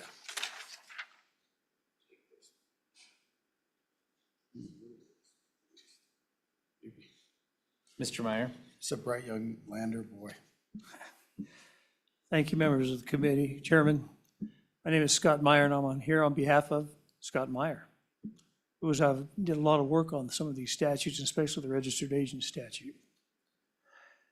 The bills all deal with what kind of records are we going to get from the registered agent, and what kind of information does the Secretary of State have, and how are we going to deal with this? I will tell you, and I'll give you two short and quick examples. One of them is that I worked as an attorney for an individual that had major interests in sports franchises, professional sports franchises that wanted to buy property in Wyoming. That was necessary that we do this stuff and we keep things confidential. Yes, I can form the company and yes, I can be the registered agent, but that information that I have in my file as to who are the owners and who are the principals involved are very serious because everybody knows how this stuff works. They find out about how you're doing a deal and who's doing the deal, and all of a sudden the dynamics of that deal change in a hurry. The second one is that in my involvement with our local economic development company, Leeds, we did have a company that said they wanted to come out here and buy a lot of land, and they were trying to figure out how they were going to do it, but they kept everything secret, except from the president or the chairman of the Leeds organization. They dealt with him, but they didn't tell him anything. And when you start looking at this stuff and you start asking, well, how's this going to work? You don't. You just deal with the lawyer. And somebody looked back and figured out that there was the same kind of request from a similar entity about 20 years ago and figured out who it was. And they're based out of Arkansas. And that deal went south. There's another one that came up, but that deal went south and went south in a hurry. They called up and said, well, we're not sure what happened. He goes, no, there's no more deal. Gone. The reason that things are confidential is because there is a business reason for confidentiality. And despite what I hear from some of my favorite assessors and treasurers, is that it is not illegal to run a business in Wyoming when you have no assets and no location in Wyoming. Why? Because we have laws that are favorable. You see the same thing happening in corporations. A lot of them form in Delaware. Why? Because of the laws. They're not located in Delaware. They're not doing anything in Delaware. It's the laws. Our registered agent statutes are very good. And I think that they could be used some tweaking. But to sit there and think, my God, we're going to start investigating just because we see somebody in this county that may have an address here, and we want to make sure there's an assessment here of some sort. I don't know, but I don't know what is going to be the appropriate legal reason to have that information. And I see in this, and I do think if I look between 117 and 205, I like 205 better. But I'm telling you right now, gentlemen and ladies, the whole word that it's confidential ain't so confidential most of the time. And all you have to do is ask our sovereign state of Israel about that. This is serious business when it comes to Wyoming and how we're doing our economic development, how we're doing our economic diversity. And we're trying to bring businesses here to make sure that somebody has this and all of a sudden we can share it with everybody else and here it all is. Causes me some heartache because there are reasons why we do what we do to make sure that we get these businesses here. I'm happy to look at other avenues here, but the whole idea, if we're gonna do it because somebody says they want to see it and it's all gonna kept confidential, I don't buy it. Loose lips sink ships. I stand for any questions. Thank you, Mr. Meyer. Questions for Mr. Meyer? All right, we appreciate it. Well, Okay. not that easy, Mr. So, Mr. Meyer, you do support the concept in 205 that the assessor can get information relevant to assessing taxes in their county. Mr. Meyer. Mr. Chairman, Senator Case, I don't know if I support that. It seems a little wishy-washy to me. If we're trying to make the assessment and they want to find out who owns this business and where that's located, it might be, but I think as Senator Scott has made comments, that doesn't mean that the business is located there. The registered agent's there. Maybe the principal address is there, maybe it's not. I don't know. Yes, that there's supposed to be some obligation on the taxpayer's part to say, here's my personal property for business and here's what I got to do. And maybe they have to look at that assessment, but I'm just not sure obtaining those records either through the Secretary of State or directly from the registered agent is going to provide you with that information other than, I just want to know.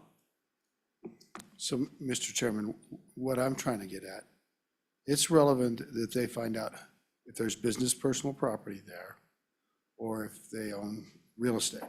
They're both taxable things at the business level. That seems to be the purpose for which we're able to make inquiries of the Secretary of State. It's not to dump the files necessarily. They're trying to ascertain the taxability because the company's already said that they have a business location in a county. And they're trying to decide if there's what the tax obligations are with that. That's what they're trying to answer. Can't we give them that information? Mr. Meyer. Mr. Chairman, Senator Case, I will tell you that maybe we're trying to look to see if we can assess that, but what reports are you going to get from the registered agent that would have that? You're not going to get anything. You're going to get from me the names of the entities, of the people, the principals in those entities. I don't carry anything regarding property taxes. And real property taxes are already going to be taxed to the entity that has it on the deed. For personal property, yeah, they got to do something, but you're not going to get anything from me other than, I suppose, you're going to have a demand of the people that I list on here is who my contact people are. Here's the principals, here's the managers, here's the officers, and some of that stuff is listed already on the annual report as it is. But when you look at it and you say, what else am I going to give from me? You look at the annual report, that's not going to tell you where everything is. It just looks at, here's the assessment, here's the total on the balance sheets, and it's assessed values. So, Mr. Chairman. Go ahead. What the assessor sends out is a request about business personal property. If you have these items used in your business, list them here, list the values. It's a taxable event. It's not their fault. That's under the Constitution, okay? It's property. So they need somebody to send that form to that's responsible. Right now, they contact the registered agent if it's listed on the form. And they say, no, we don't have to provide you anything. So they're just trying to get the taxes collected. Now, sometimes in the process of asking these questions, they find out there's something else not lining up. They're listing a business that doesn't exist. They're listing a business in somebody's home that's 80-year-old couple that get tons of mail. A lot of that's going on. So that's the ancillary part of this that's made them upset. And there are thousands of these. And so how do we proceed forward to get the information that we can begin to sort that out? Secretary of State wants it sorted out because if we can identify someone that's leaving fraudulent information on their forms, they get administratively dissolved. It's a good thing. Good job. So we've got a legitimate interest in finding an owner to sign the tax bill or getting rid of companies that are lying. Can we help them to do that? They're the best thing we got as far as an army to begin to do this. And the assessor in Fremont County, she's just doing her job. Mr. Chairman, I guess my only response is, if the assessor looks at it and says, hey, we sent something to the registered agent as to what's to do with these forms and fill out these forms, and I'm not getting anything back, and I find out it's that, then fine, turn it over to the Secretary of State. Nobody died and appointed them to be the enforcer and the investigator and all this stuff. They sent out a note. Guess what? This came back. We have a very competent state side of this stuff without having to have everything going back to the county assessor or the county treasurer. These things are important because of who gets it and how fast it stays there or doesn't stay there. And that's my point. If you have something that's got a bad registered agent or you got bad addresses, we've already heard the Secretary of State making comments about how he's been dissolving bad entities. Good on him. We should do that. We should get rid of bad entities.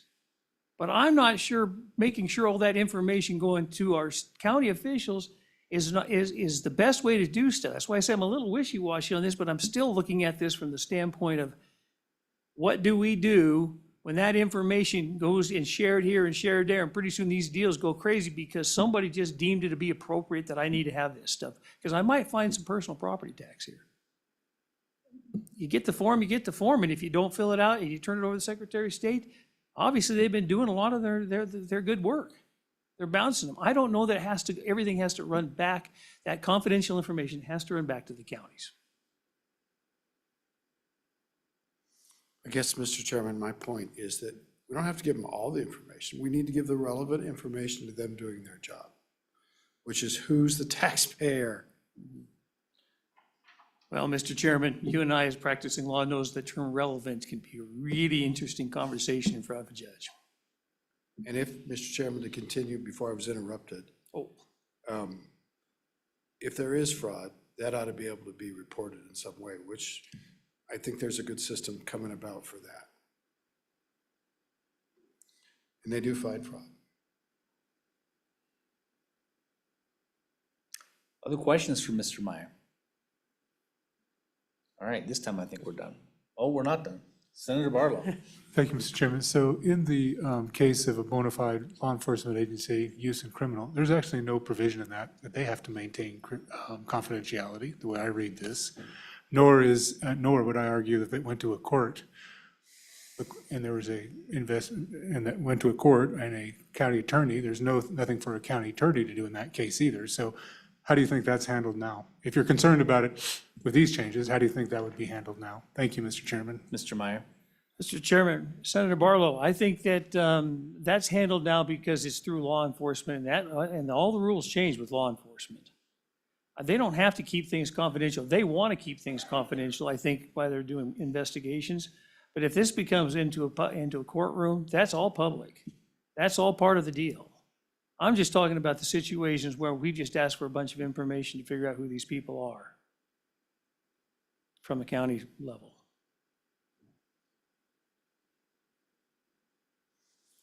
So, Mr. Chairman, I'm just looking at what the Secretary of State proposed, leaning towards 205. I kind of have preferential deferment to that idea that we could do that bill instead of the other one. The amendment that's proposed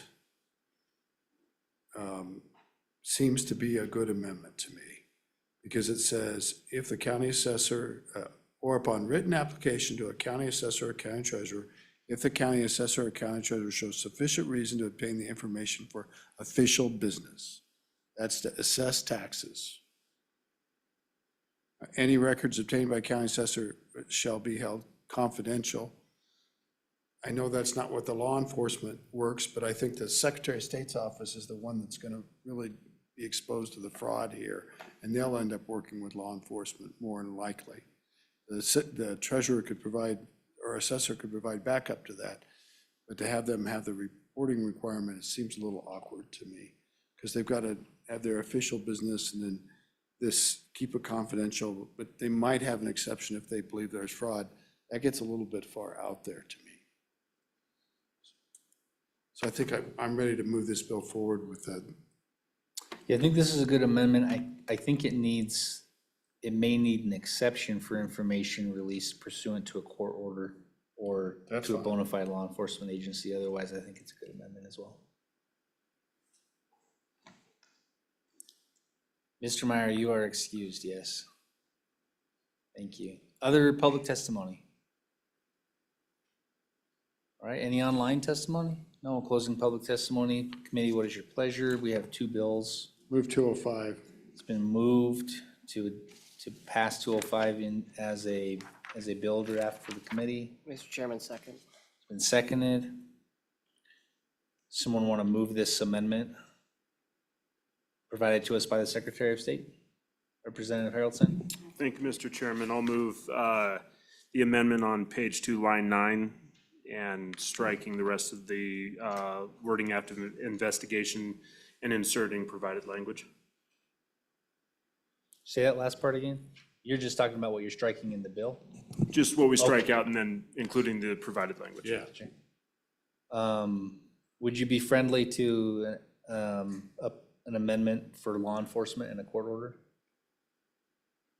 So that the information, the last part of the sentence says any information that the treasurer has to be held confidential, but we may want them to have the latitude to release it pursuant to a court order or to a bona fide law enforcement agency. So can you just give actual language? Yeah, I would just, at the end of that sentence, I would just put a comma after confidential and insert except for information released pursuant to a court order or to a bona fide law enforcement agency for use in a criminal investigation. Does that make sense?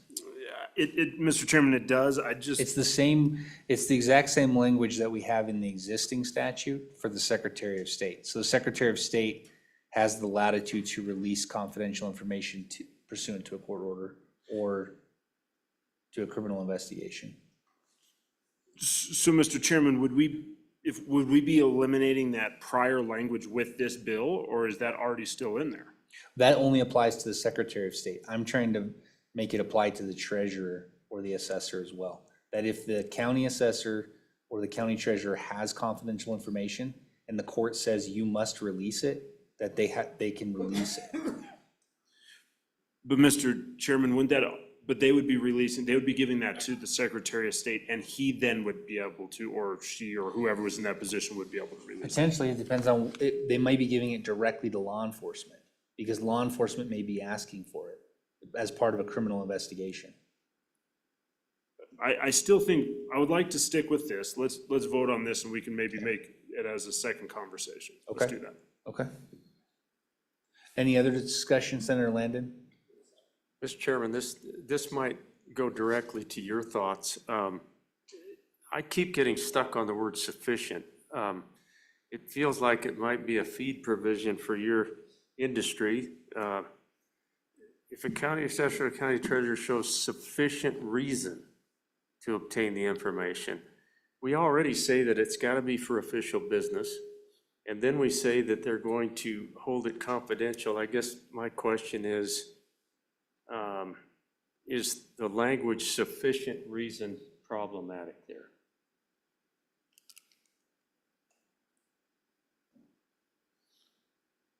I do get the point, Mr. Chairman. I would even be comfortable saying assessor or county treasurer to use it as official business, rather than providing a reason. Right, that's the standard. If it's Yeah. not for official business, then they don't get it. It just feels like that gives enough of a benchmark for the Secretary of State to say, this isn't business related, I'm not going to grant the request. I don't know. I don't want to hang us up too long on it, but Okay. that language just seemed to me to be a little nebulous. Do you want to make an amendment to the amendment? I'm looking at the bringer of the amendment. I'd be inclined to strike from if all the way through reason. Agree. That would be an amendment to the amendment. Or it could be friendly Or it if could we be a could, friendly if we're very amendment. nice here. Is it friendly? Well, can we read it? So it would read, or upon written application to a county assessor or county treasurer for official business. To obtain the the information information for for official business. Okay. And To then- obtain the information for official business. And We're that striking next it to sentence counties. there is still there, any records. Yeah, the next sentence says, and in addition to that, you're going to hold it confidential. The benchmark is official business. I think it's a good. So I would suggest that we really don't need that language. Could the I maker, believe there could be some redundancy there, so Yeah. I would consider that a friendly. Apparently, Okay, I this has didn't, never been seconded, so I'll second that right now. apparently I didn't ask in the right way. Mine wasn't friendly. Senator Linda, do you want to try asking for mine too? Okay. So any other discussion on this amendment? Senator Ottman, or Representative Ottman? This is the, well, no, he took it as friendly. It's all friendly. It's just one amendment. Instead of saying sufficiently required or sufficient information or business, all I have heard about their need for this information would be for taxing purposes only. So should we just put that in there? What other official business would they have? Well, they'd have to verify addresses. I mean, there are things they have to do to collect the taxes. One has a job of Mr. assessing the Chairman. property Mr. and needs Chairman. to do that. Mr. Chairman, one of Representative the things, Ottman. and maybe this just hasn't been clear, but when I've been in these discussions and I've listened to you all, what we're up against is wanting to know about taxing and businesses. The way I understand it is a business goes to a registered agent, and through the statutes of LLC, they do all of that. So that goes through the Secretary of State's office. So all of that information is already presented and is documented. The only business I see, or I'm understanding, that could be questionable as far as not paying taxes would be the business of the registered agent, which is to say, are you paying your taxes? Everybody else is already documented, is already filled out forms, has already done everything, and should be, that information should be already known. So what, I guess I'm wondering why we're giving people that this information when the reason that they have an LLC and have a registered agent is so that they are not known and people don't know their business.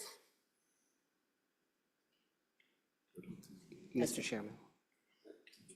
Representative Yin? So, Mr. Chairman, I want to highlight that I pay taxes on personal property. So like pieces of equipment that are mounted to a wall somewhere, they are assessed by the Albany County assessor and then billed to me by the treasurer. And the only way that they can do that is if they know where that property is. And so I think the issue at hand was that the assessor in Fremont County was looking for personal property, which is taxable in the state of Wyoming, to tax, because these businesses said that they had their principal offices in Fremont County. So if you have your principal office in Fremont County, you obviously have an office space with office stuff that in it, which is all technically taxable. And so I think that's still the situation that we're trying to solve. And we can't solve it if the businesses are not, if the assessor is not able to get information about what actual property the business actually has. Just, Mr. Chairman, for Representative Ottman, the fact that there's a registered agent that they want to look at too, who happen to has a business of being a registered agent, that was just ancillary to all of this. Most of the inquiries that Ms. Berg found were business, persons that listed their principal place of business for doing business in Wyoming, in Fremont County, and they couldn't get the address to work, that they had to verify. So I support the amendment as friendly amended. Call for the question. All right, any other discussion? All those in favor of the amendment signify by saying aye. Aye. Any opposed? All right, any other? Were you gonna try it to second run at the except for? Yeah, I would propose an amendment that at the end of the amendment that you just adopted after confidential, insert a comma, except for information released pursuant to a court order or to a bona fide law enforcement agency for use in a criminal investigation. Mr. Chairman, since you're chairing the meeting, I'll make that for you. Okay. It's moved and seconded.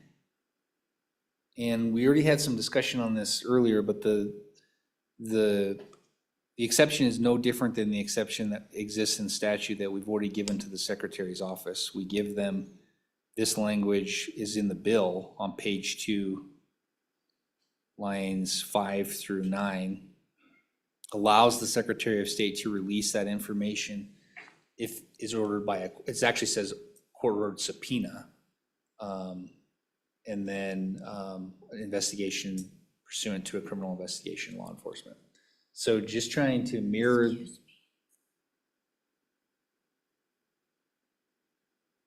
Wonder where that applies. Mr. Law Enforcement, we've got a report of a gas line hit locally. We're getting notifications on the phone to evacuate the building. Do you have any independent analysis of that? Any of the state officials, anything? To see if we got, might have to go in the hall. Would some people go in the hall and see if they can pick up the emergency message? It actually works out there. Is that an emergency? Did it say? We need to know where? whether we're covered by this or not. We're gonna assume we are if we don't get a verification in a minute.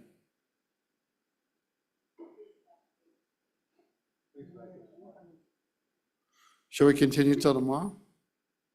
Well, Let's finish this bill. I would assume Katie would have received something from LSO. Okay, let's keep working this bill, at least get this one done. Yeah, I think let's proceed. Question on that amendment? Because it could be, that could just be local to her phone. It could be something local in Lander. Yeah. Nothing? Nothing? Okay, we'll keep going. Question on the amendment. All those in favor signify by saying aye. Aye. Any opposed? That amendment has been adopted. Any other amendments to this bill? Roll call on the bill. Roll call on the bill. Mr. Chairman, this is roll call for 25 LSO 0205, registered agents, production of records 2 as amended. Senator Barlow? Senator Boner? Aye. Senator Landon? Aye. Senator Scott? Representative Chadwick? Representative Haroldson? No. Representative Harshman? He's signed off. Excused. Representative Knapp? No. Representative Newsom? Representative Ottman? No. Representative Wiley? Representative Yin? Aye. Co-Chairman Case? Aye. Chairman Olson? Aye. 10 aye, 3 no, 1 excused. All right. Let's now jump back to the top of our list. We have Bill Draft 25 LSO 0114 version 0.5, third-party filers. This bill you've already seen, so we won't have LSO reintroduce it, but we will ask the Secretary to come up and give us his thoughts. This is a bill that was generated from the fraud working group. Mr. Secretary? Thank you, Mr. Chairman. As the committee remembers from our discussions at the first corporations meeting in April in bringing the conceptual concept, and then again in July when the bill was first presented, the intent of this concept was really to ensure that serial third-party filers, that is, third-party filers that file documents with our office on behalf of another entity, are verified as real people. This bill draft would require third-party filers who receive compensation from business entities to file documents on their behalf, and who file 10 or more documents with our office to register with our office and provide both a notarized sworn application under penalty of perjury attesting that the third-party filer is a natural person, as well as provide additional documentation, including the third-party filer's address, phone number, email address, and driver's license. There were a few amendments made to the bill draft following the Evanston meeting, some to accommodate the technical and fiscal impact this would have on our office, enabling us to develop the filing infrastructure necessary to implement this bill, as well as the time to get that work done. And then this amendment exempting attorneys and certified public accountants from the requirements of this bill. I want to again raise my concern, my opposition with that second amendment from a policy perspective. I really don't think that the juice is worth the squeeze on this amendment in terms of building a carve-out for attorneys and certified public accountants. But I'm also going to let Mr. Crossman speak a little to some of the finer points of the implementation of this bill, as it will require significant implementation from our office, requiring technical changes to our business filing system, as well as additional manual processing for our business registrars if enacted as written. I do want to say I am in support of this bill. This was a concept we brought to the Business Fraud Working Group. I'm supportive of this concept. So with that, Mr. Chairman, and with your indulgence, if we could have Mr. Crossman speak, I'd appreciate it. Mr. Crossman? Thank you, Mr. Chairman. So last time, I believe we brought in the fiscal note of about $100,000. This is on page 6, section 3. That was the amount of money necessary to make the technical changes to the database as it stands to allow for tracking of these pieces of information. That said, the collection of this information and collating of it and entry of it and tracking of it to make sure that people are complying will, of course, create an additional burden on staff. We do file a very large number of documents, as you know, and making sure that these people are complying will create a burden on top of what we already do. That is not reflected in the implementation number of 100,000. That is just to get the system up to speed to be able to do it. On page 4, you can see some of the things that this bill specs out as to what we need. It's basically similar to how commercial registered agents themselves are licensed here, but instead of going for someone who has a physical office in Wyoming, this is to make sure that the people who are filing documents may be disconnected with a commercial registered agent. So we have situations where one big commercial registered agent may contract out with a series of, say, white labels. Each of those white labels, they are not the commercial registered agent. They are contracting with the commercial registered agent to do these things, but they are the ones executing and filing the documents. And we don't have currently any way of knowing who those people are or how much business they're doing or if they're even legitimate. So this allows us to at least start to get a handle on that. Senator Scott?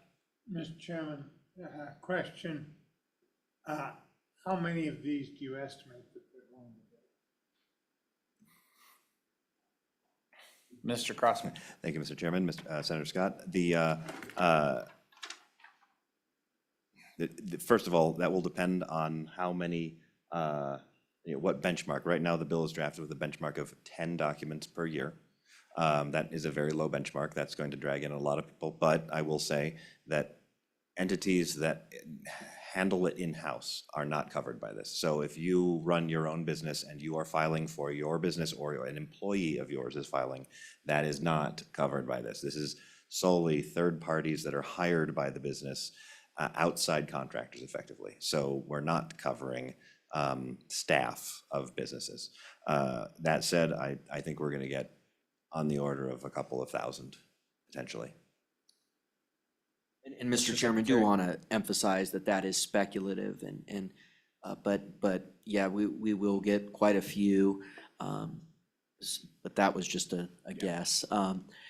The other thing I do want to emphasize is that while this is a very aggressive benchmark in terms of the number of filings, it is a benchmark that I do support. I know there might be some discussion on that, but I do think the 10 is the way to go. Senator Scott, do you have a follow-up? Yeah. How long is it going to take us to recover? There's a fee involved. The registering. How long is it going to take us to recover that 100,000?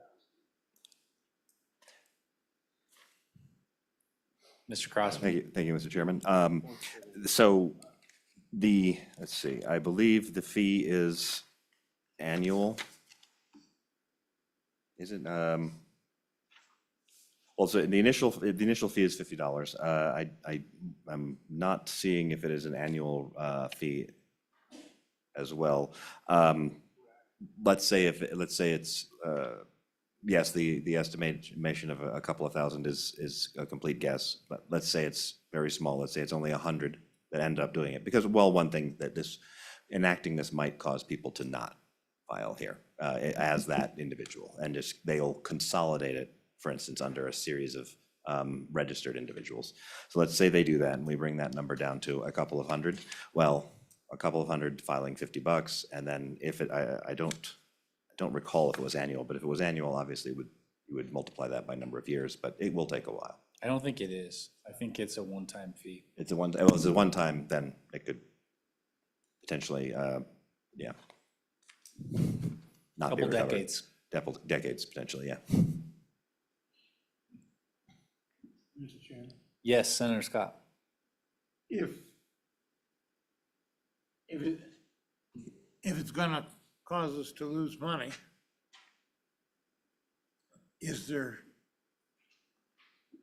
what's the consequences of just not doing it and just ignoring this problem?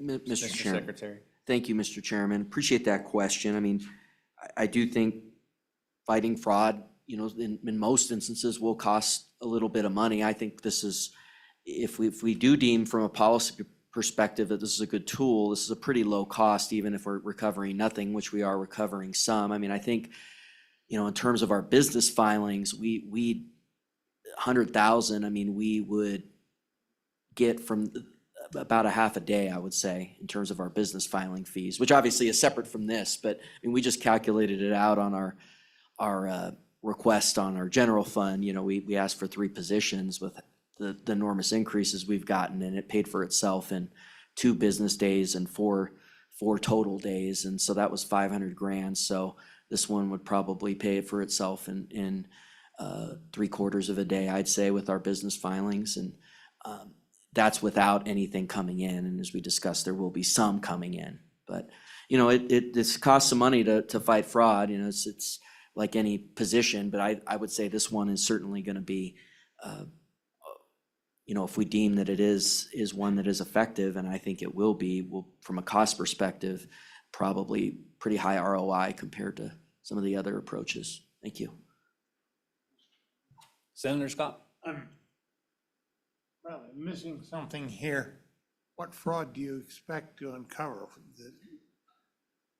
Well, I'll turn this over to Mr. Crossman in a moment to address a little bit what this is trying to address. But what it's trying to address is individuals filing on behalf of an entity that we have real questions about whether they're a real person, okay? And there's been concern on this on some time, but whether the person signing is a real person, obviously the person hitting the keystrokes is a real person, but that the person signing is a real person. So with that, I think I'll turn it over to Mr. Crossman, who's kind of the subject matter expert on this. Mr. Crossman? Thank you, Mr. Chairman. So the Secretary pretty much covered it. The concern is that, so we have registered agents, commercial registered agents. We know who they are. They have to register with us. They are real people. They sign a notarized form and everything. These individuals can just start filing documents. And a lot of the times we see, going back to the discussion on the previous bills, these entities that are being formed where a lot of the information is fraudulent.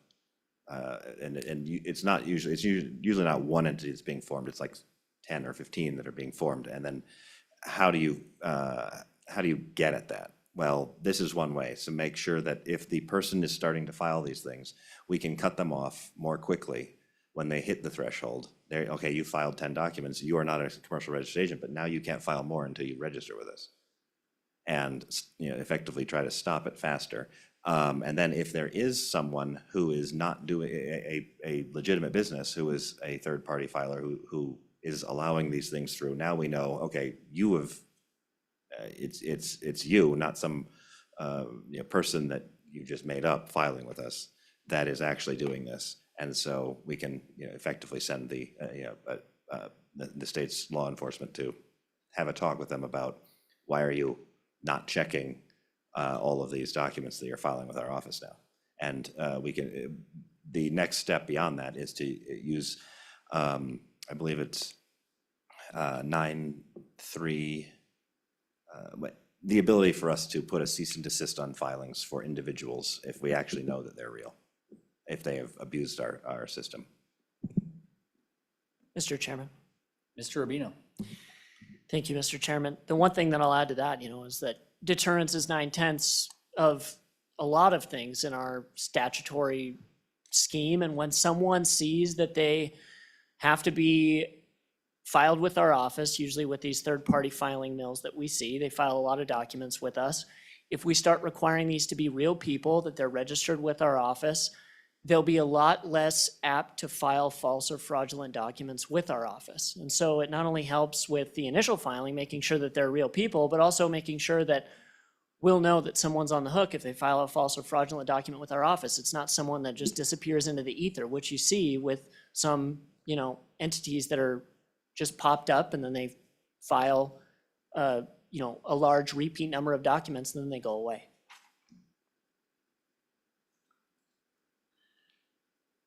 Senator Barlow. Thank you, Mr. Chairman. So one thing I noticed in the bill on page 2 of the bill, it talks about who a third-party filer is. This is line 7 and 8, and includes the employees of commercial registered agents. So my query, and then it goes on an other business entity, which I don't understand the need for that. But so I guess my question is, a commercial registered agent already has a obligation, they're licensed through your department. Now we're going to make their employees, the way I read it, plain language, they are going to be a third-party filer. So there's going to be a second filing, or 3 or 4 or 10 or 12, depending on the size of the CRA, the business. Is that accurate? Am I reading this accurately? Thank you, Mr. Chairman. Mr. Rubino. Mr. Chairman, Senator Barlow, yes, you are. In fact, that's where we're seeing these issues come up, is it's not necessarily, well, it is the third-party filers, but it's through their employees that there's no way to verify whether they're real people. They're the ones filing on behalf of the entities. They're the third-party filers. So they're the ones signing the document at the end that are the articles of organization, the articles of incorporation. Those employees, those are the ones that are filing on behalf of the entity. Yes, they are employees of the third-party filer. Senator Barlow. Thank you, Mr. Chairman. Just to be clear, we have a system currently in statute of commercial registered agents. And what I just heard was that their employees are doing things that may be fraudulent. So why aren't we holding the commercial registered agents accountable for their employees' actions? Thank you, Mr. Chairman. Mr. Rubino. Mr. Chairman, Senator Barlow, that's in no way to imply that we're not currently doing that. What we're saying is that this adds an extra step for the person who's actually filing the document on behalf of the third-party filer.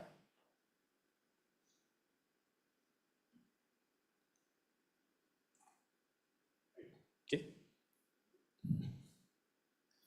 Any other questions? All right, thank you. Let's go to the rest of the room. Do we have anyone else in the room who wishes to give public testimony on this bill?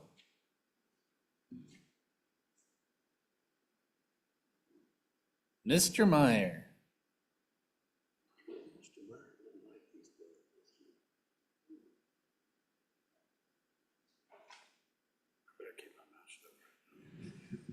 Thank you, Mr. Chairman, members of the committee, Scott Meyer, JD, CPA, and commercial registered agent.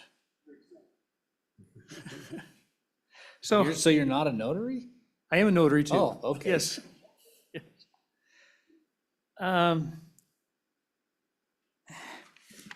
I guess being part of the excluded group, I don't have a lot of argument in here, but I do have some questions, I guess. If the employee of the third-party filer has to provide that personal information, I don't know how they verify that, and I don't know how you keep track of that if that employee leaves. If I have that, and some of these employees sometimes stay and go, and sometimes you hire them from out of state. I mean, I just know some that do. I don't know how you do all that and how you keep track of all that. And it seems to me that if you're using white labels or anything else from a commercial registered agent, that commercial registered agent ought to be on the hook. They're the ones that are doing this thing. So I don't know about why all of a sudden you have to have the information from all the employees, because the employees come and go. And especially that information, like a driver's license, that gets pretty personal for people. So I'm not sure how that works. The other thing is, I guess because I'm an excluded group, I don't have to worry about it too much, but if I was just gonna be a commercial registered agent, that's just another fee. I have to pay a fee to be the commercial registered agent. Now I have to pay a fee also because I'm helping somebody form a company. After a while, it just seems like I get a lot of fees out of here, at a time when I think we're overtaxed as it is. But those are my questions, and to the extent that I can answer any questions, I'll be happy to. Questions for Mr. Meyer? All right. We will take your objections into consideration. Thank you. Any public testimony online? All right, closing public testimony on this bill. Committee, what is your pleasure? Move the bill. All right, it's been moved. Is there a second? Seconded by Representative Haroldson. Any amendments to this bill? They're all amended out. Okay. Any discussion on this bill? Roll call on the bill? Oh, wait, Senator Barlow? Thank you, Mr. Chairman. So it seems to me we're just creating another class of registered agent, calling them a third-party filer. I don't understand, and we're actually bringing employees of current registered agents under this.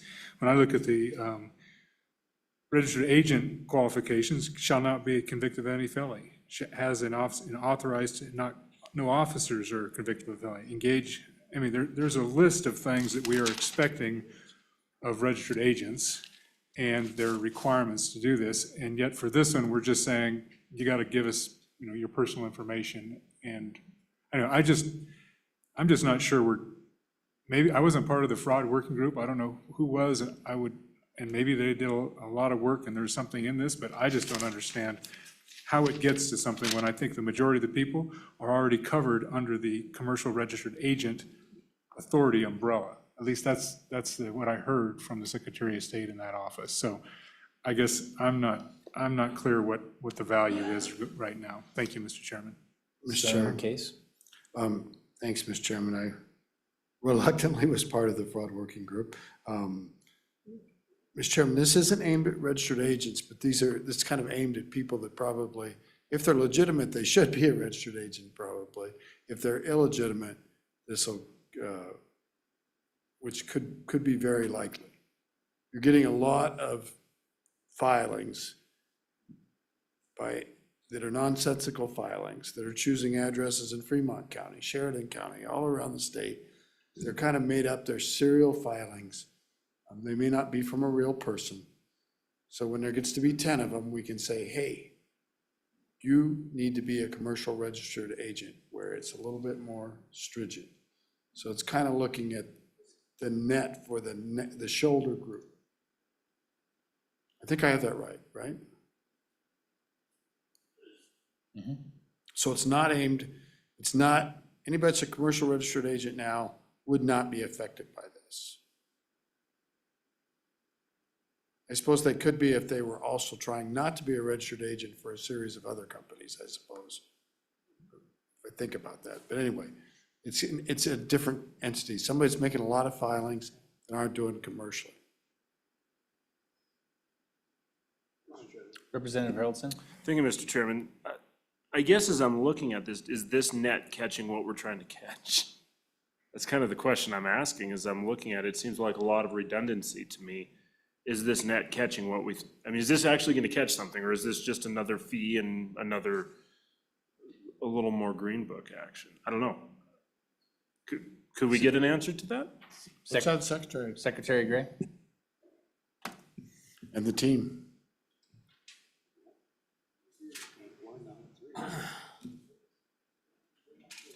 Well, thank you, Mr. Chairman. I appreciate it. I know it's a little unusual to bring somebody up during deliberations. Appreciate you doing that. I think the answer to this question is what Mr. Rubino said, which is that requiring these third-party filers, which yes, are potentially people within a certified registered agent, to put their, to file with our office and confirm that they are who they say they are, that has a deterrent effect. And the reality is that when you have within a certified registered agent, one employee who can just file again and again on behalf of the certified registered agent, information as Senator Case said that I think there may be some questions about from the start, but then they can separate themselves out by using a potentially a different name. That's problematic. And that's what we're trying to get at here. That's what we're trying to address. And, Mr. Chairman, Yes, Senator Case. as long as he's up here, but you support this bill and you feel that it's a tool that you'd be able to use to go after some of this fraud. And let's not pretend that there isn't a lot of potential fraud out here that we don't know about.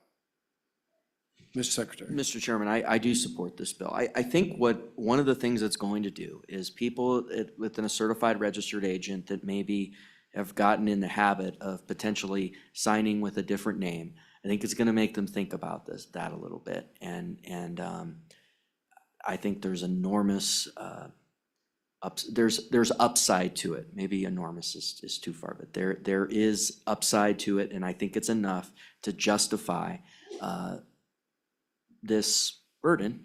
I mean, let's call it what it is, or this hoop that we're going to put on it. In my mind, thinking of weighing it as even within the executive, I'm a policymaker too, a little bit different from the way you are, but I think it is justified. So that's why we brought it forward.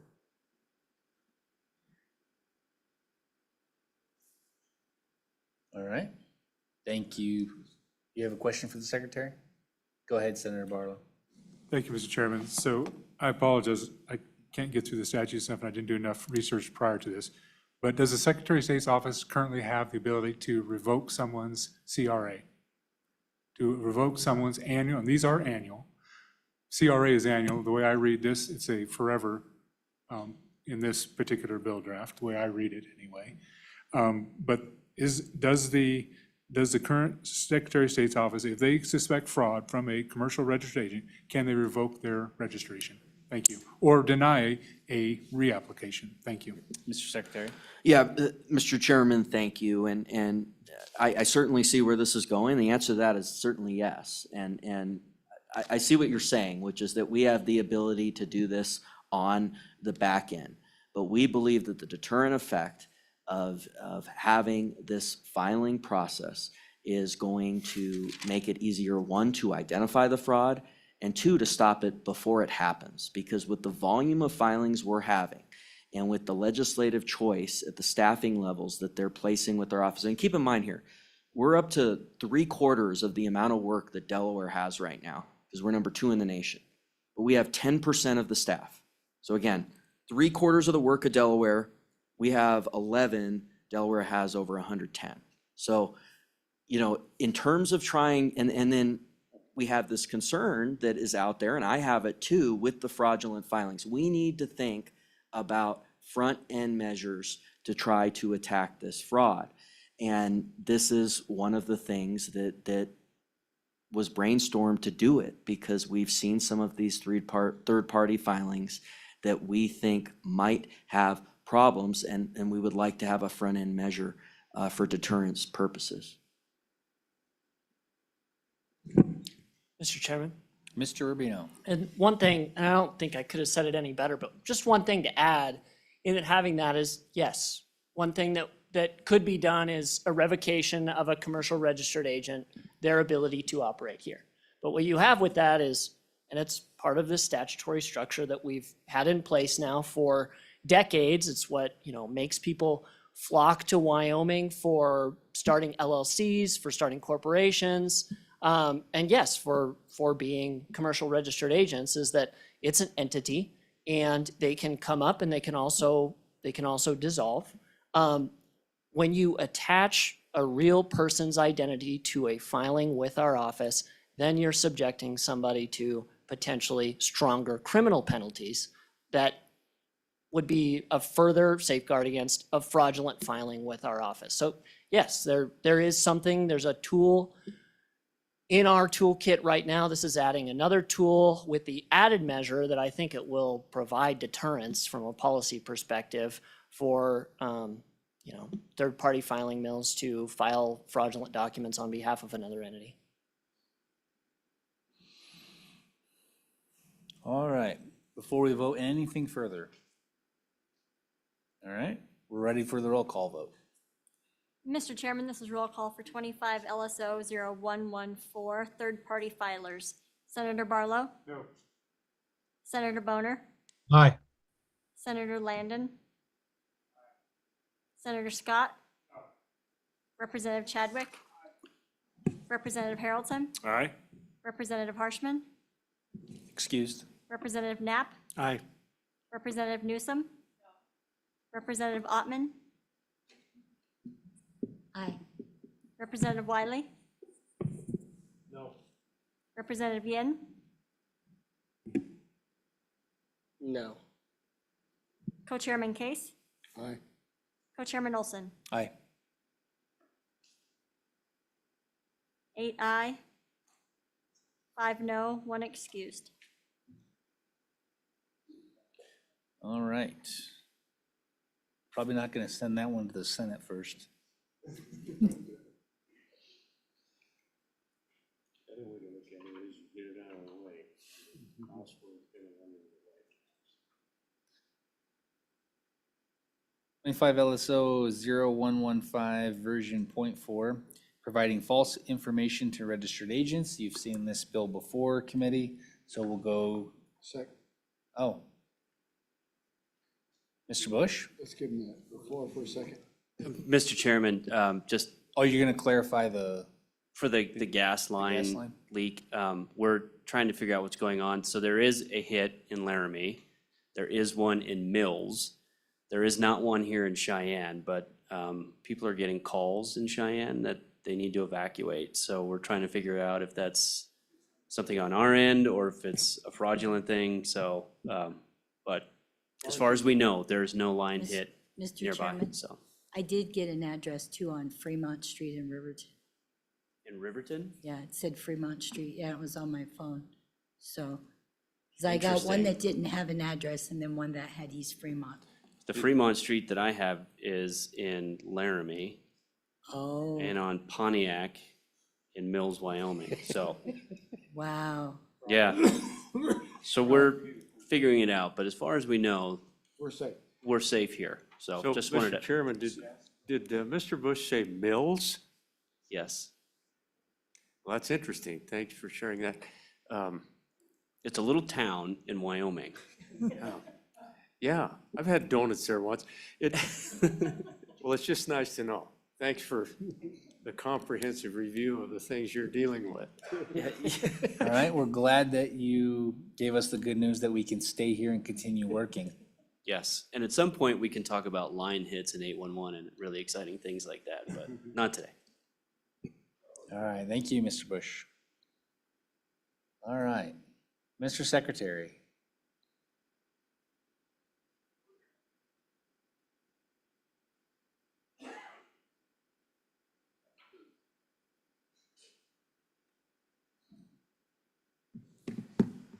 Thank you, Mr. Chairman. We now are moving along to House Bill 115. Is that okay? Or Draft 115. That's where we want you, yep.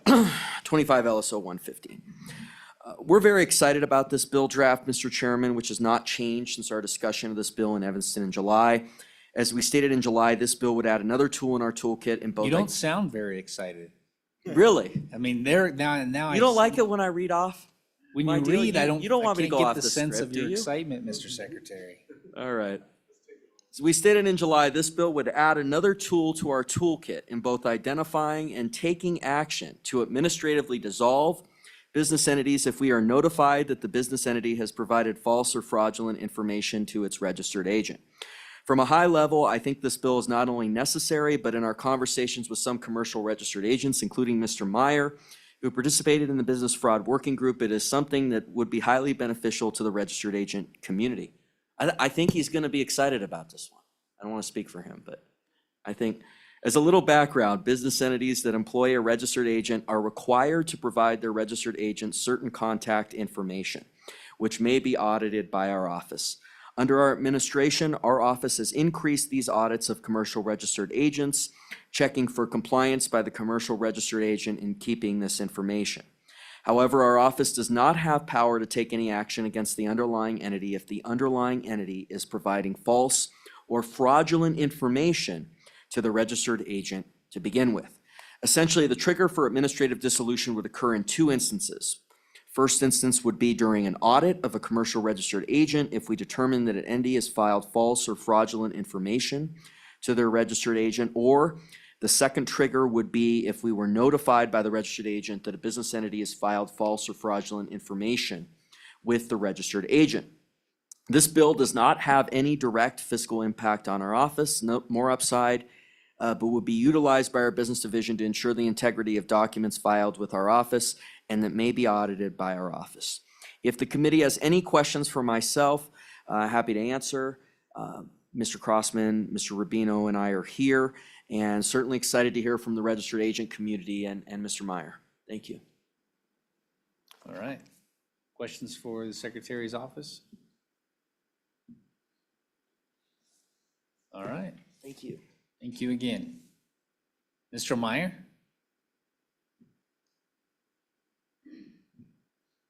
God, he's springing up here. He's very excited.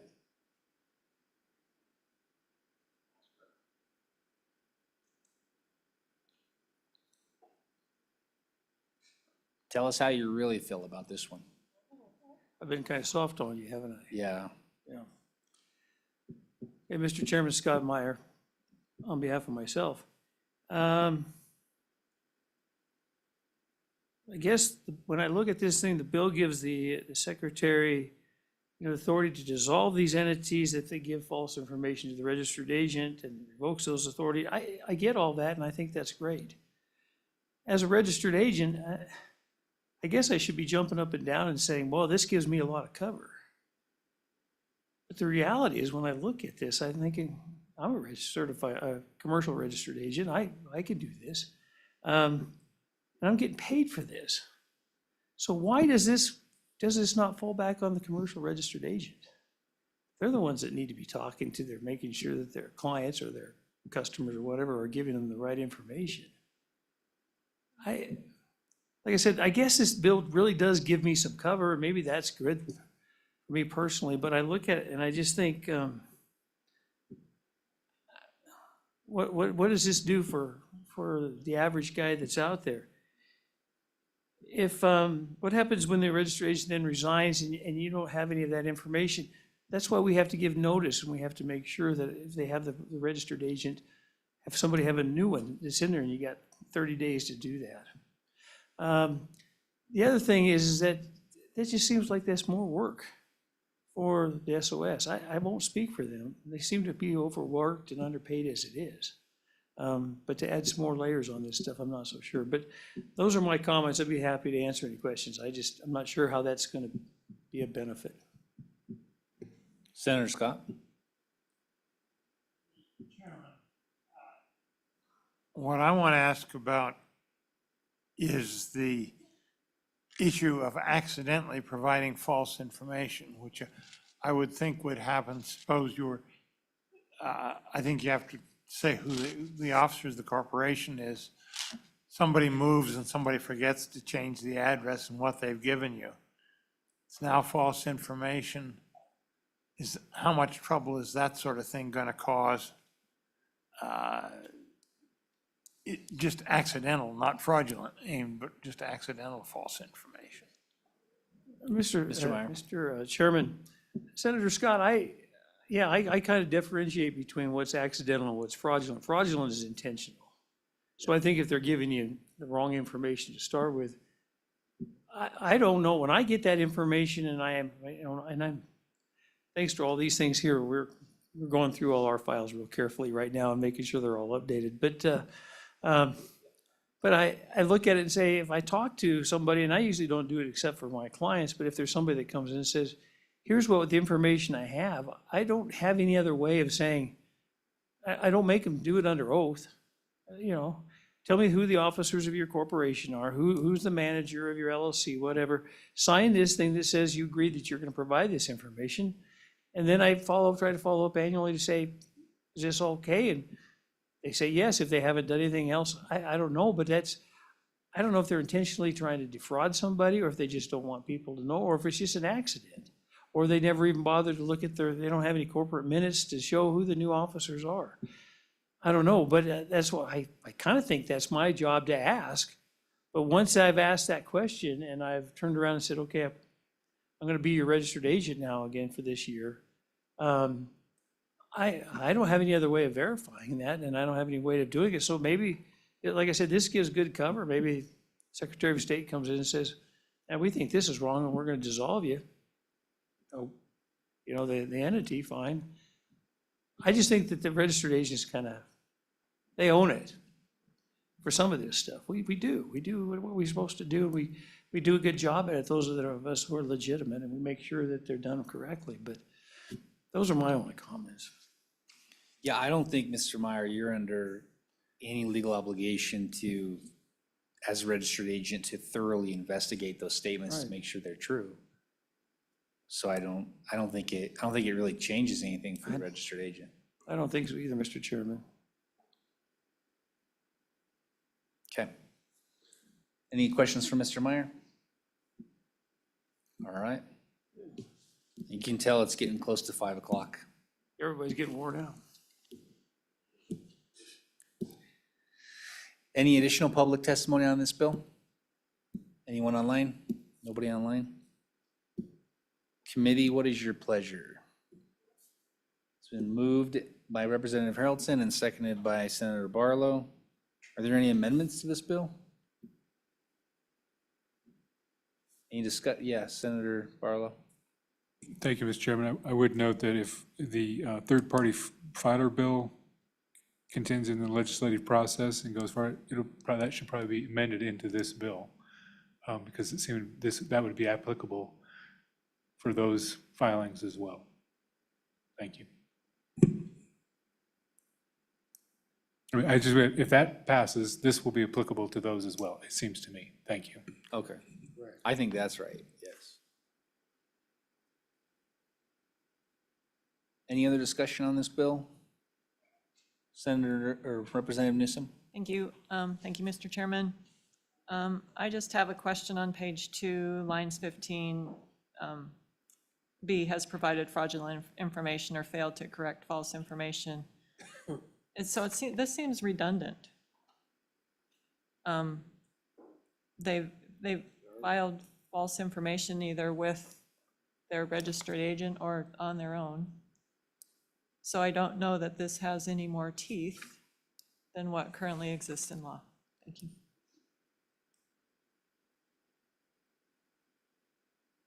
Because you're looking at the existing language for 17-16-1420? Yes. That's on page 2, line 15, starting on line 15. So it gives the Secretary of State the ability to administratively dissolve a corporation if they provide false information. And I don't know that it matters who they provide false information to, whether it's the registered agent or just straight up to the secretary. So it seems that this is a reiteration of what already exists, the added language. I think that the existing language is if you provide fraudulent information to the Secretary of State's office. And the amended language is that you provided it to your registered agent. But the registered agent files it. So it goes to the Secretary, the false information goes to the Secretary of State's Not office. necessarily. Your registered agent isn't necessarily the one that files your articles of organization. You could file them yourself and then list a company as your registered agent. And if you did that, you would fall into the existing statutes. No, if you provide, Because you may separately provide, there's information that you provide to the Secretary of State, and then there's information you provide to your registered agent. You provide additional and different information to your registered agent than you do to the Secretary of State. There's some information that you that you do not disclose to the Secretary of State, but you are required to give to your registered agent. For example, the address of all of your officers. You have to provide an address for every officer in your company to your registered agent, but you don't have to give that to the Secretary of State.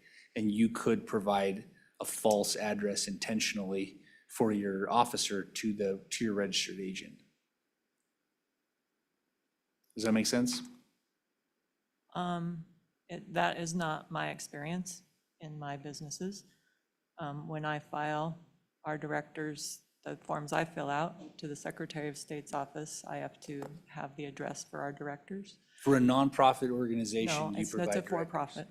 Well, Mine for a is for-profit. profit corporation and a LLC, you're not legally obligated to provide that information to the Secretary of State's office. Okay, so then, going forward with that line, Mr. Chairman, then how does the Secretary of State's office know that there's been fraudulent information given to the registered agent if the registered agent is not, does not have to provide that information to the Secretary? Mr. Crossman? Can you help us out here, or Mr. Secretary? Maybe there's a better example as well, or you can answer Representative Newsom's question. All right, thank you, Mr. Chairman.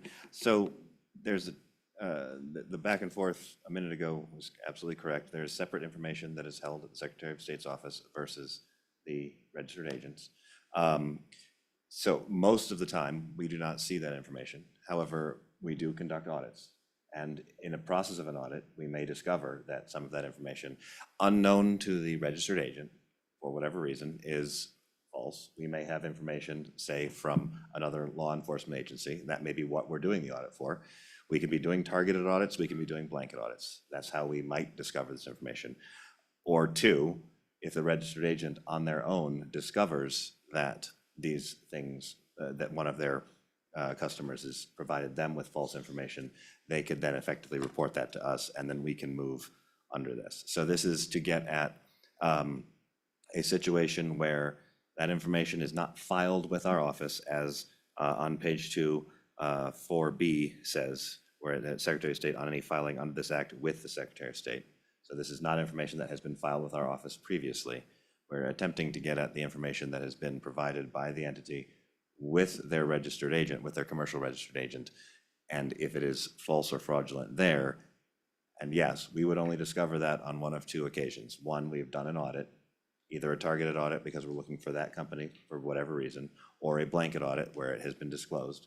Or two, when the registered agent has on their own motion notified us. And as to, I believe what Mr. Meyer has said, yes, I believe this gives them some cover to provide that information to us on their own motion if they so desire. It doesn't require them to, of course, but they're not, there's plenty of situations I can envision where the registered agent is a completely innocent bystander in this and would not necessarily have understood that this was false at the time it was provided. Okay. Perfect. Mr. Secretary? Mr. Chairman, I would just add that there is a disintermediation, as you mentioned in the colloquy. I mean, right now, the authority is information filed with our office. That's how we can dissolve. This is expanding it to information that is kept by the registered agent, which is different from what is filed with our office. So what you said earlier is absolutely correct. What we're trying to get at.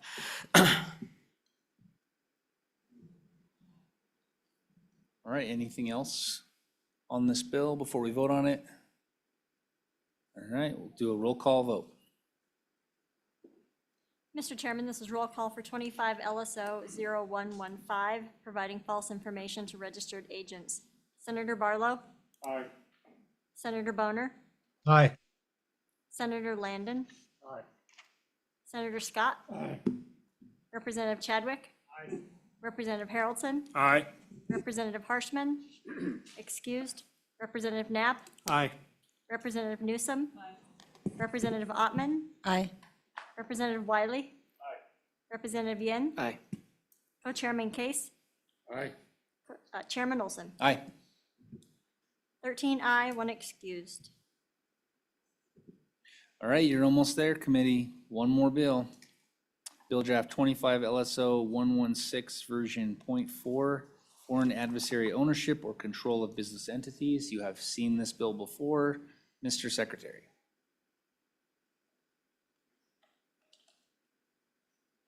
Are you as excited about this bill as you were the last?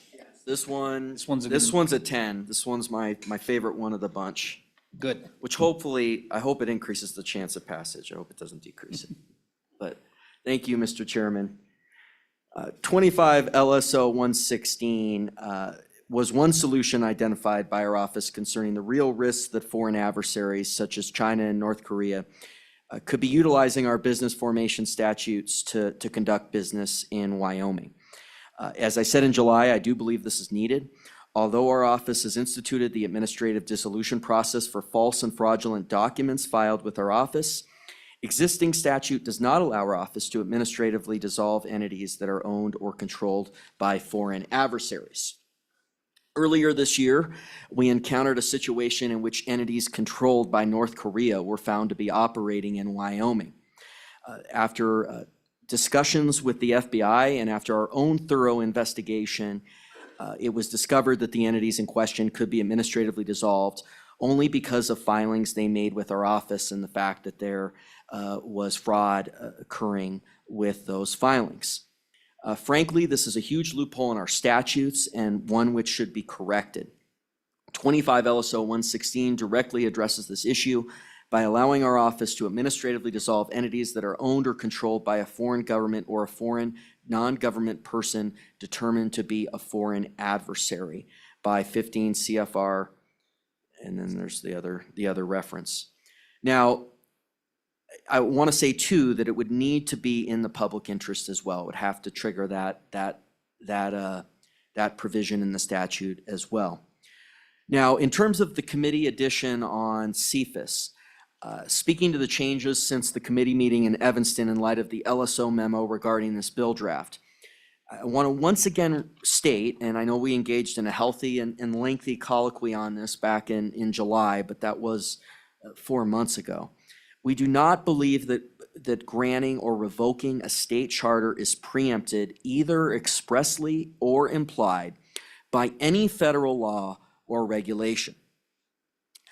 However, in light of the LSO memo, the committee chose to amend the bill draft to exempt, quote, entities involved in transactions approved by the Committee on Foreign Investment in the United States, unquote. Again, I do not believe this language is necessary. However, given the CFIUS scheme and the determination of ownership or control, I do believe that the staff comment beginning on page 3 in line 18 may be more accurate as the bill itself concerns ownership and or control. So I think I'd lean a little more towards that language than the one adopted. But again, I just think in terms of protecting our state sovereignty, that this is a state charter and we can, we're prepared to go into that whole thing, although we weren't gonna do the full length of it, but we really don't think the language in any form is certainly not necessary because this is a state charter and it's not preempted by federal law. And our state constitution even contemplates that very clearly, that this is a state charter and is not subject to any federal preemption at all. Want to switch gears here a little bit to Senator Scott's proposed amendment. This was based in part on our testimony concerning the circumstances regarding the dissolution of Kim Jong-un's entities, but also out of concern regarding preemption. And to address preemption again, we don't believe this bill is expressly or impliedly preempted, but to get to our interaction with other government agencies, I will say, because we have experience with this over the 22 months I've been in office, I heavily doubt that we will receive a, quote, request for a dissolution by any governmental entity, especially a federal entity.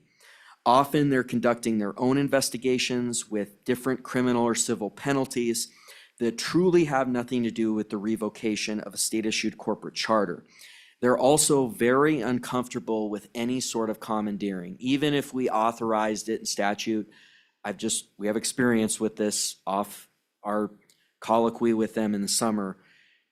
Even the appearance of commandeering, they are uncomfortable with. So I think the part of this amendment that deals, expressly with a request for dissolution, it just, I think, goes too far.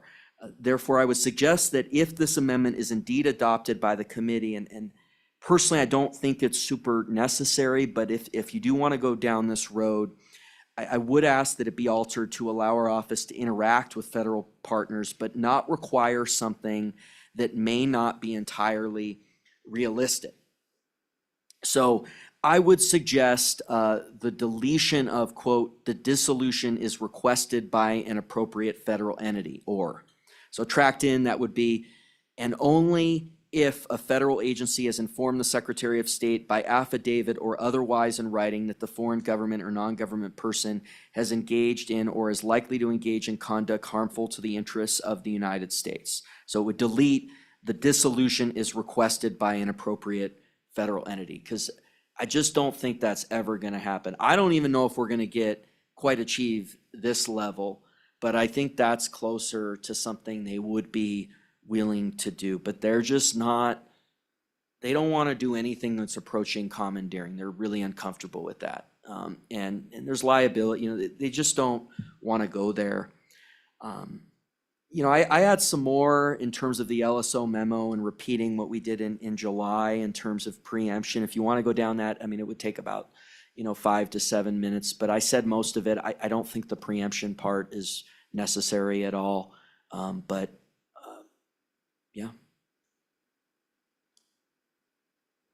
Okay, But I'm very in support of this. good. It's a good bill. Yeah, it is. So. Yeah, the other thing too, Mr. Chairman, one thing, this is brief. We did talk with Ms. Levine, and I know she's here, so she might testify on it, but she did indicate, I think, in an email to our office or to me earlier this week, and I think I read it right, that they're okay with this on some of the mining association partners. So I assume she's going to testify, but I just want to say we did talk to them. Okay, So, good. I'm getting some positive head nods. yeah, good. Senator Scott, on your amendment, No, and Mr. Chairman. on the bill? Okay, go ahead. On the bill. Mr. Chairman, this Committee on Foreign Investment, and I'll admit I had to be on Zoom at Evanston because of the timing and couldn't understand everything that was discussed there. What is this Committee on Foreign Investment? Who creates it? Is this a federal entity? I'm unclear on that. Yeah, Mr. Crossman, you want to cover that? Mr. Crossman? Yeah, thank you, Mr. Chairman. So CFIUS is a federal body. I believe it's under their international commerce powers that authorizes or effectively blesses transactions between certain foreign nationals and certain foreign entities to make sure that they are complying with restricted individual, restricted party, restricted country situations. You may recall a CFIUS issue here in Cheyenne a couple of months ago where there was a company that was believed to be owned by members of the Chinese government. This has nothing to do with our office. This was the electrical situation over by F.E. Warren, but CFIUS was the body that denied that situation. And so if that body were to come to us and say, yes, this is allowed, or no, this isn't, that would play some role in this. Mr. Chairman, since Senator Scott mentioned, and I know it is challenging, I've been on these Zoom meetings to maybe get the full thrust of what is communicated. In terms of the preemption issue, we really feel that these cases that are cited in the LSO memo are distinguishable, and this is a state charter, and that's not only in our state statute, but again, the one part I do want to read again is the constitutional references. Article 1, Section 30. Corporations being creatures of the state, endowed for the public good with a portion of its sovereign powers, must be subject to its control. Article 10, Section 1, the legislature shall provide for the organization of corporations by general law. All laws relating to corporations may be altered, amended, or repealed by the legislature at any time when necessary for the public good and general welfare, and all corporations doing business in the state may as to such business be regulated, limited, or restrained by law, not in conflict with the Constitution of the United States. And then Article 10, Section 2 of the Wyoming State Constitution, controlled by the state. All powers and franchises of corporations are derived from the people and are granted by their agent, the government, for the public good and general welfare, and the right and duty of the state to control and regulate them for those purposes is hereby declared. And then the last sentence, the police power of the state is supreme over all corporations. So I think that, and then it goes further. I mean, the state constitution really lays out that this is a state charter and that it is not subject to federal preemption. And so, this is different, of course, from, your amendment, the amendment you proposed maybe brings that in a little bit, but it's really about that language on page 3, lines 1 through 7, and then the staff comment on lines 18 through 25 on page 3. And again, while we don't think either are necessary, we slightly lean towards the staff comment language, although we actually debated this for, an hour? Which one we like more? We don't like either in general, so, but if we had to choose. But we like the bill a lot. Anything else, committee? Or the secretary? Nope, all right. Just wanted to note that we are joined today by former Representative Stan Blake back there, and dropped in to see the best committee do the great work that we're doing, of course. He's so quiet. And I will note, you're looking very good. You're looking very healthy. It's good to see you.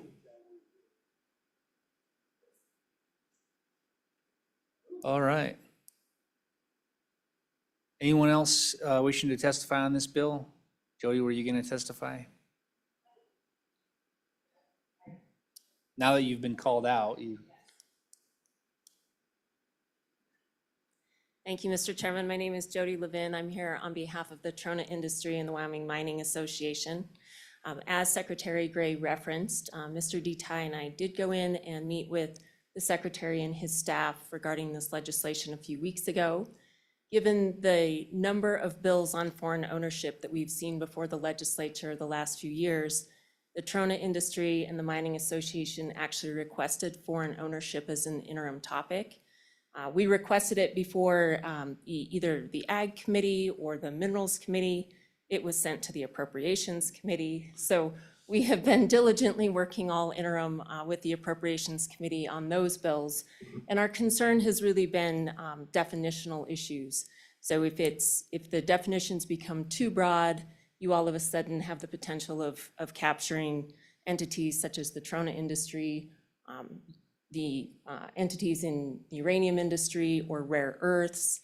And a lot of that deals with definitions that don't even apply in this bill, but it's things like when you define agriculture and you include grazing, you include the entire state of Wyoming, and so now all of a sudden you've got a foreign ownership dilemma on your hands. But we met with the Secretary to kind of explain our concerns about these definitions and really to complement his office and his work on keeping the definitions narrow and tied to the federal definition under 15 CFR 791.4A. That was changed back in July. That actually Representative Yin caught during the committee meeting. And just to really thank them for tying this to the definitions that the Department of Commerce uses. So we have no concerns with the bill, but I did want to provide the context of why this is of interest. Any questions, committee? Thank you, Ms. Levin. Thank you, Mr. Chairman. Any other public testimony? Mr. Meyer, I'm so surprised. Do we have anyone online signed up for testimony on this bill? Okay. Mr. Meyer. Thank you, Mr. Chairman. Scott Meyer on behalf of myself. I have just practical questions, I think, on how this is supposed to work. As you know, the Wyoming statutes say that if I'm gonna form like a limited liability company, I have to put down the name of the company and the registered agent. That's all that's required. Now, the Secretary of State's office, when you do stuff online, has added stuff in there like your mailing address, your principal address. We've already had talked about conversations about principal address, not required by statute, but that is on their form. So you go through that. But how do we determine this ownership? Are we gonna have to now start filing things that say, here's who the owner is, just like we do on the Corporate Transparency Act? And I'm trying to figure out how they investigate this. We've already heard conversations about how many more people they need and what they're doing. But does that mean you gotta have, I don't know if they have any authority to investigate. I see that under the securities law, but I don't see anything under the corporate statutes. And then I look at it and go, does that mean you got to hire an investigator? And I'm sitting there trying to figure out how this all works from a practical standpoint, because if I'm an attorney and I'm filing this stuff and I'm thinking, you're going to do this, but I don't know how they get there. I don't know how we determine those ownership and who's got a direct or an indirect ownership. So those are my questions, committee.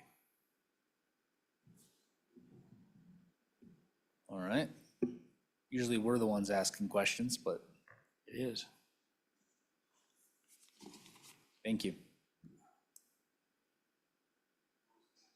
Yeah, Secretary, go ahead. I'll just be the conduit. Enabler. Thank you, Mr. Chairman, and I think the answer to those questions is really elucidated by what we experienced in our communications with the FBI regarding Kim Jong-un's entities, is that, you know, they brought this concern. Now, in that instance, we found fraudulent information that they had filed with our office.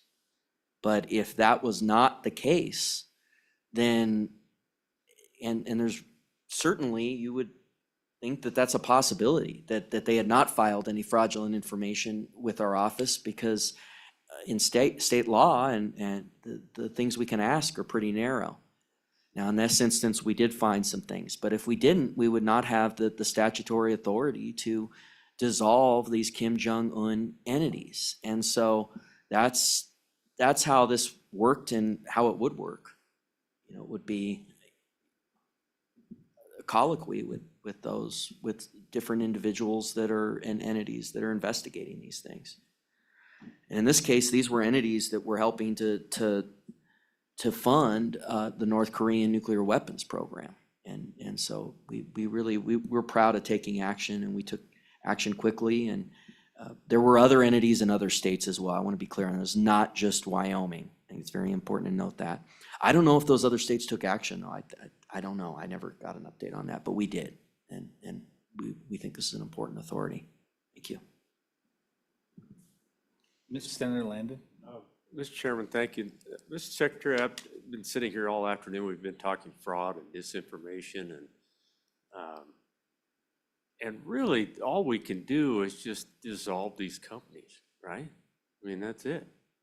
So all this nefarious stuff going on out there and things that might be worse than we even know, and about the best that we give you is, well, slap those guys on the wrist and they don't get to be a company here anymore. Have you talked at all about, don't you think someday policy-wise we'll be sitting here thinking we're gonna have to be able to do something to go after these guys? Have you had that visit? Mr. Secretary? Well, thank you, Mr. Chairman. I think through the Constitution and state law, what our office grants, and we laid out some of those provisions, is that state charter. And so our authority would be to revoke that state charter, but certainly on the back end, you know, having prosecution of these fraudulent, and we've sent these over to the AG. Now, in this case, obviously, the feds have done some things as well. But in terms of dissolving the entity, I mean, I would say, though, that is a real action that matters. I mean, I was talking about that with Mr. Rubino the other day, and And it matters because in terms of being able to conduct business, they really, really can't then. And so I do think it is very important. I get what you're saying, you know, back-end prosecutions and I do think in that Kim Jong-un case, that's happening when those things can be identified. A lot of times they disappear. Representative Yin. Mr. Chairman, thank you. Mr. Secretary, I like the bill. I think the only question I have is what is considered is owned? Is that majority ownership, controlling ownership? If someone buys one share of a public company and is a foreign adversary, is that grounds for dissolution? I just want to make this a little tighter. Mr. Secretary? Mr. Chairman, I understand the question. I think the bill gets there. I do. As currently drafted. Mr. Rubino, do you want to maybe talk about that a little more? Mr. Rubino? Thank you, Mr. Chairman. Representative Yin. Yeah, it's a valid question, and we did have an internal discussion about that.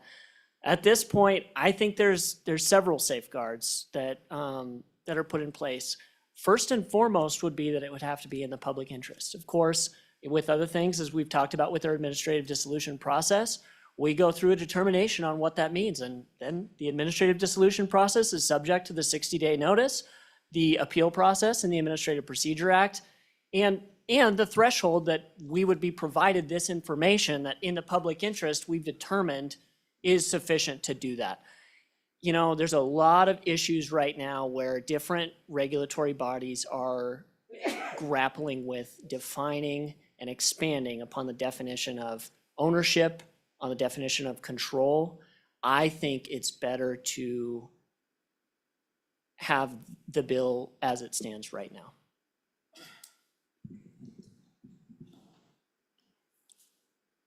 Any other questions for the Secretary of State? All right, thank you once again. No public testimony online. No additional public testimony in the room. Closed public testimony. And committee, what is your pleasure? It's been moved to pass and seconded by Representative Ottman, moved by Senator Case. Do we have to pay attention to any of this? Just going through the staff comments. Okay. Is there anything there that we need to address, Josh? Mr. Chairman, so the staff comment on page 3 is just alternative language that you could use to replace. It's primarily a difference in that exception language, except if the ownership or control has been approved by the Committee on Foreign Investments rather than entities involved in transactions approved by. I kind of do too. Yeah, I'm just trying to look at it. I don't have a preference, but if you want to move it, then let's. I would move it. Second. Okay, moved and seconded to adopt the staff's language here on, this is the language on page 11, right? Page 3? Oh, I was looking at where's the staff comment?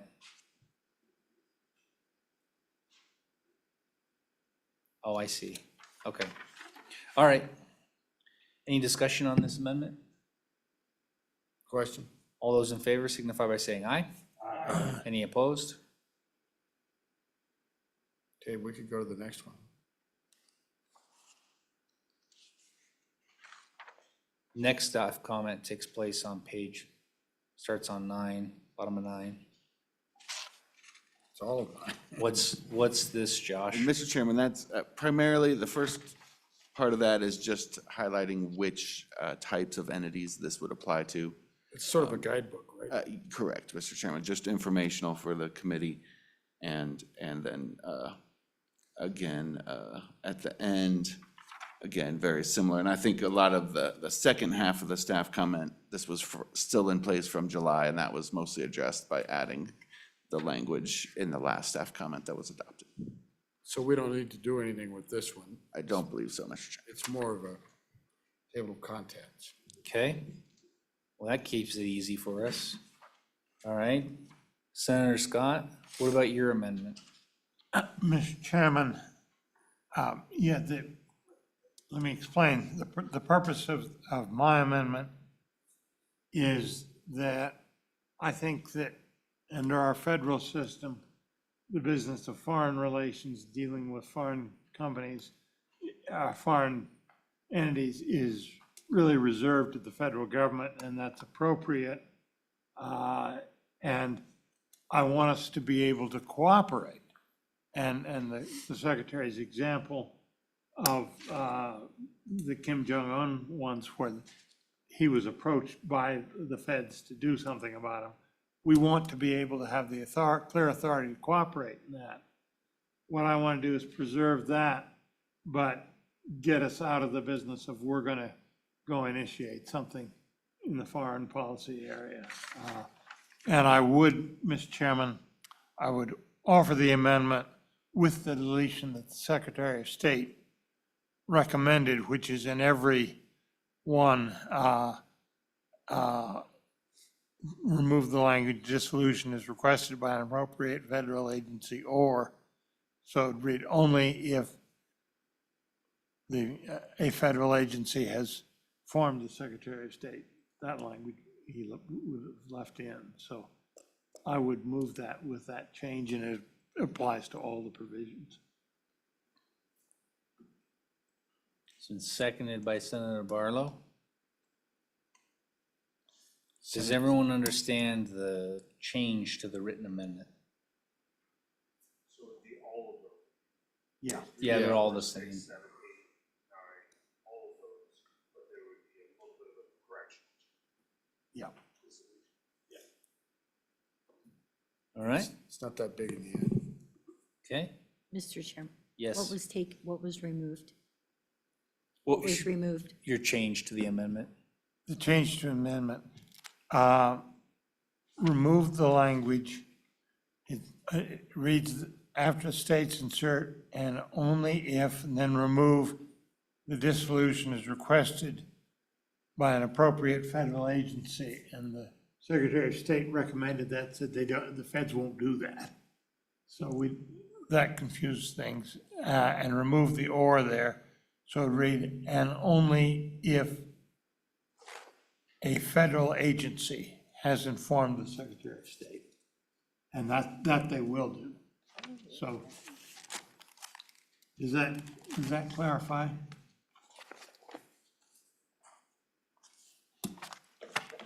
Yeah. Can you read it for every single paragraph? Yeah. I'm sorry. No. Everybody, the text of the amendment is page 94 of your e-notebook. And he's kind of making a change on the fly. Oh, okay, I already wrote that. Yeah. Okay, good, okay. Nope, go ahead.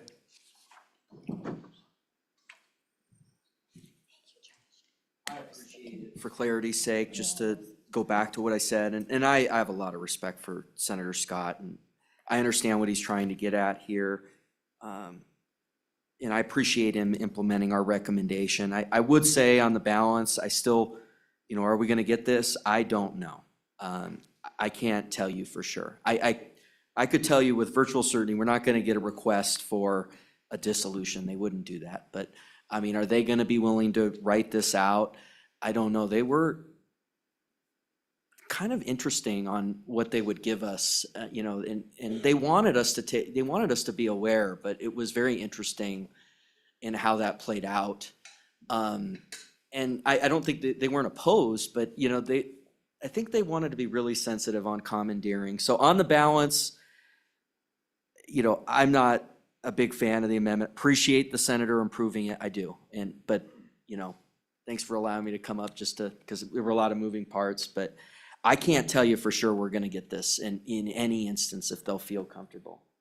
I don't know for sure. I think it is more likely with the removals, but I get what he's trying to get at with the cooperation and, so, anyway. All right, thank you, Mr. Secretary, for that clarification. Any other discussion on this amendment? All those in favor signify by saying aye. Aye. Any opposed, no? No. Oh, okay. All those in favor, raise your hand. 1, 2, 3. All those opposed? 1, 2, 3, 4, 5, 6, 7, 8, 9. Okay, plenty. More than 3. More than 3. Thank you. All right, that amendment has failed. Back on the bill, any other amendments to the bill? Question on the bill. All right, roll call on the bill. Mr. Chairman, this is roll call for 25 LSO 0116, foreign adversary ownership or control of business entities as amended. Senator Barlow. Aye. Senator Boner. Aye. Senator Landon. Aye. Senator Scott. Aye. Representative Chadwick. Aye. Representative Haroldson. Aye. Representative Harshman, excused. Representative Knapp. Aye. Representative Newsom. Representative Ottman. Aye. Representative Wiley. Aye. Representative Yen. Aye. Co-Chairman Case. Aye. Chairman Olson. Aye. 13 aye, 1 excused. Perfect. All right, committee, that takes us to the end of the day. We do have a pretty full agenda tomorrow as well. We have less bills. We'll only have an hour lunch tomorrow, so it'll be a little shorter. I won that battle with Senator Case, shaved off a half hour.